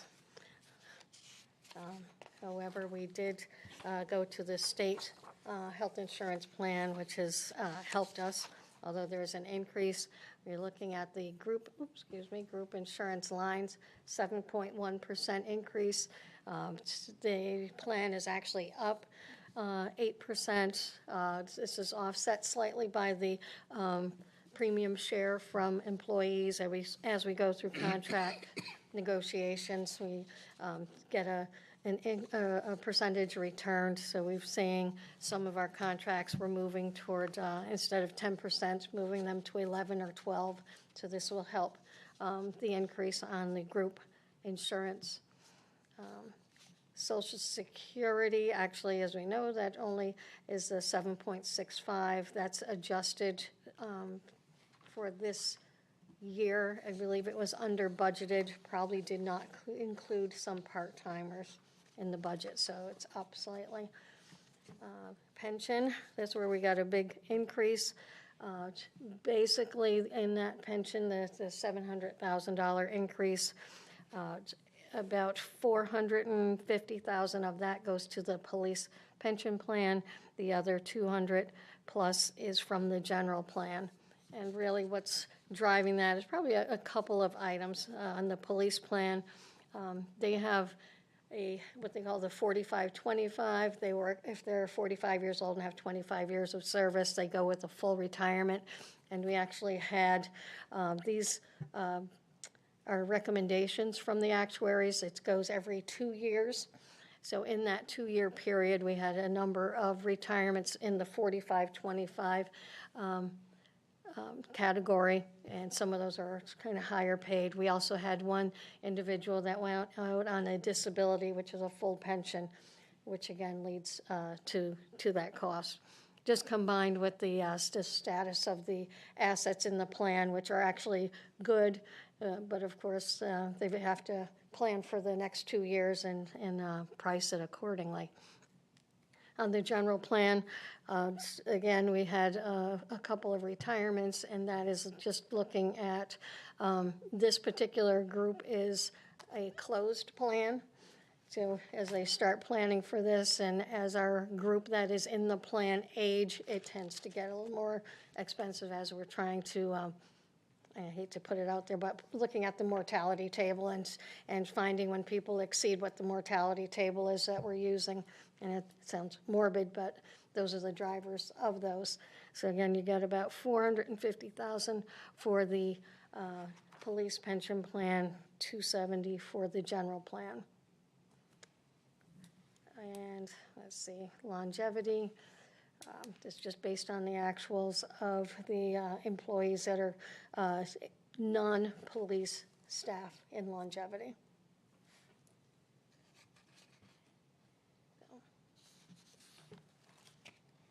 Any questions on that page?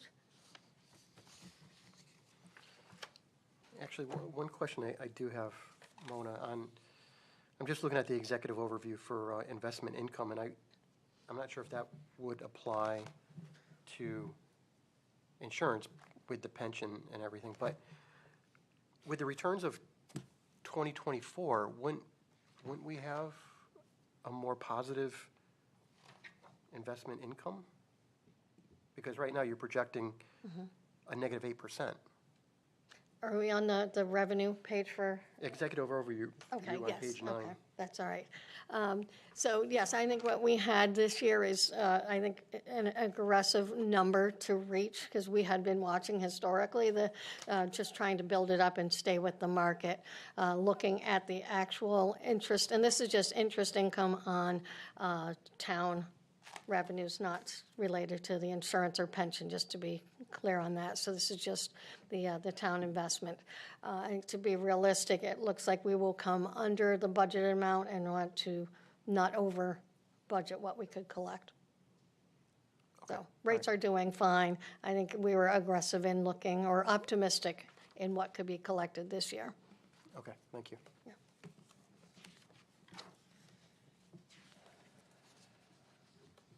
Any other questions on employee benefits? Okay. Okay, move Next. on To insurance. Just plain insurance. So this is the workers' comp liability category. Let me kind of roll down here. We are signed on with Kerma, and we have for this year, we're still in the contract with them, and they have a 5% cap, so that's why you're seeing these 5%. And I mean, unfortunately, we're not less than the cap, but we will not exceed the cap that's with that plan. We've had, obviously, as we heard from our police department, we've had a number of workers' comp, so definitely we were staying at that 5%, as well as the liability again. So this is just capped at contract.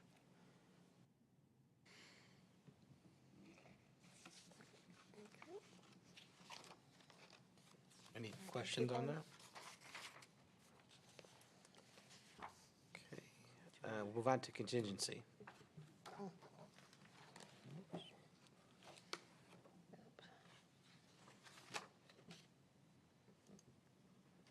Okay. So look at that goal. Maintain a level of reserve for unsettled contracts and weather. And this is it's basically what this happens to be. As promised, I was going to talk about this one. So we've got, again, for a $100 million budget, you've got $450,000 for the reserve for anything unexpected. Obviously, that's a low dollar amount. We're like at 0.5% of accuracy, and we've been fortunate enough to be able to do that. But basically, you'll see in there the dollar amount for the actual, the only expense that will go directly into contingency is a retirement. The rest of the funds will remain available to absorb any overages, such as the situation for the police overtime, the salt costs, the snow overtime.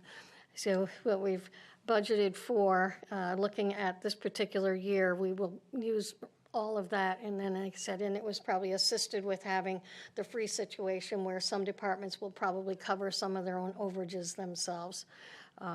We have a couple since then. Oh, I don't think I have the actual with me, but we've had additional retirements since this report. We had lieutenant and one of our more senior mechanics as well. So this number's increased.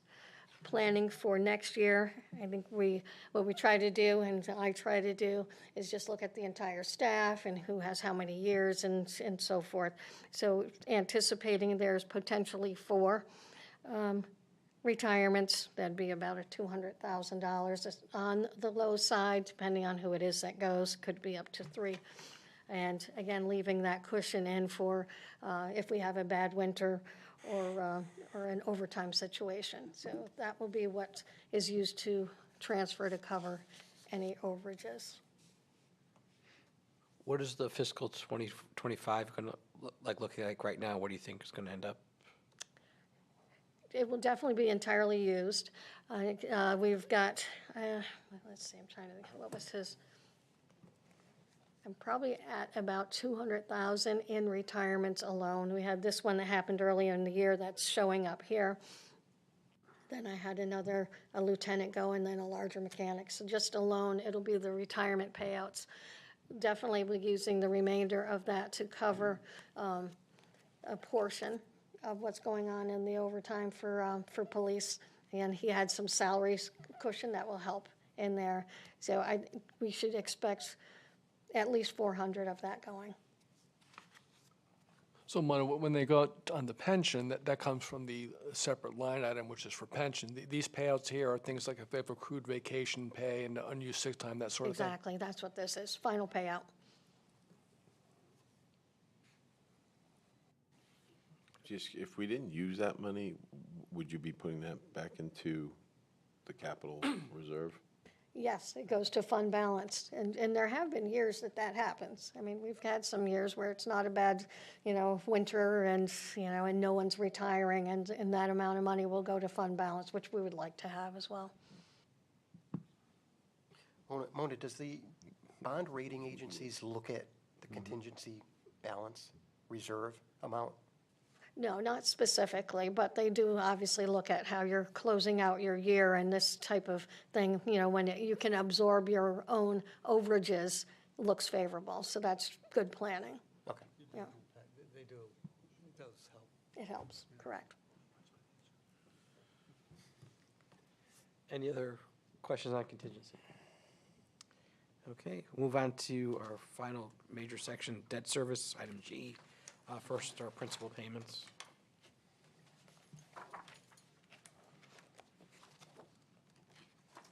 I'd say unfortunately, not a lot of excitement to share there. Unfortunately, these are all the outstanding bonds that we have. It's over 70 million. We just recently did the $6 million road referendum. Just for note, that will not impact this coming year because we sold the bonds with a premium and there's an excess that will cover that. But you will see in the following fiscal year, the $6 million coming up as a line item. So we've got showing a decrease because some of these are set up as a gradual decrease on premium. I think now more recently we try to keep it as a flat dollar amount as we age the bonds. It's easier to plan for, but you'll see there's a couple in here that are aging that will decrease. So you'll have a decrease in debt of 145 for principal, and popping over here on the interest, another slight decrease of 59,000. So overall, as the debt is dropping off for this coming year, $200,000, but keep in mind, not next year, because we'll have the premium to cover it. The following year, you'll see an uptick on that, probably about 350,000. Can you explain what refunding bond is? Yes.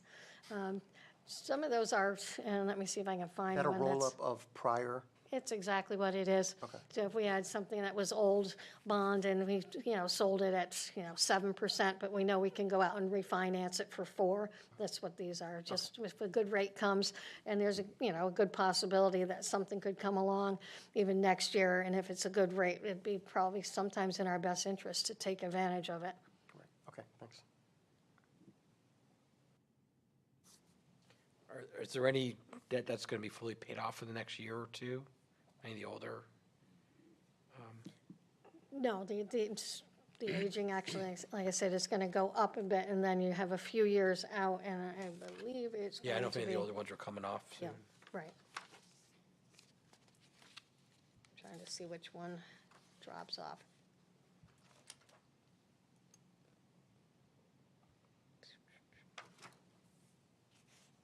I think it's one of our smaller refundings, and actually, Yeah, 'cause this doesn't say how much is outstanding, it Yes. just says compares Right. year to year how much you're paying, so. Yeah, Right. okay. Any questions on interest or principal payments? Hearing none, that's our last item. I'll take a motion to adjourn. So moved. Second. All in favor? Aye. Thanks, everybody. See you Thursday.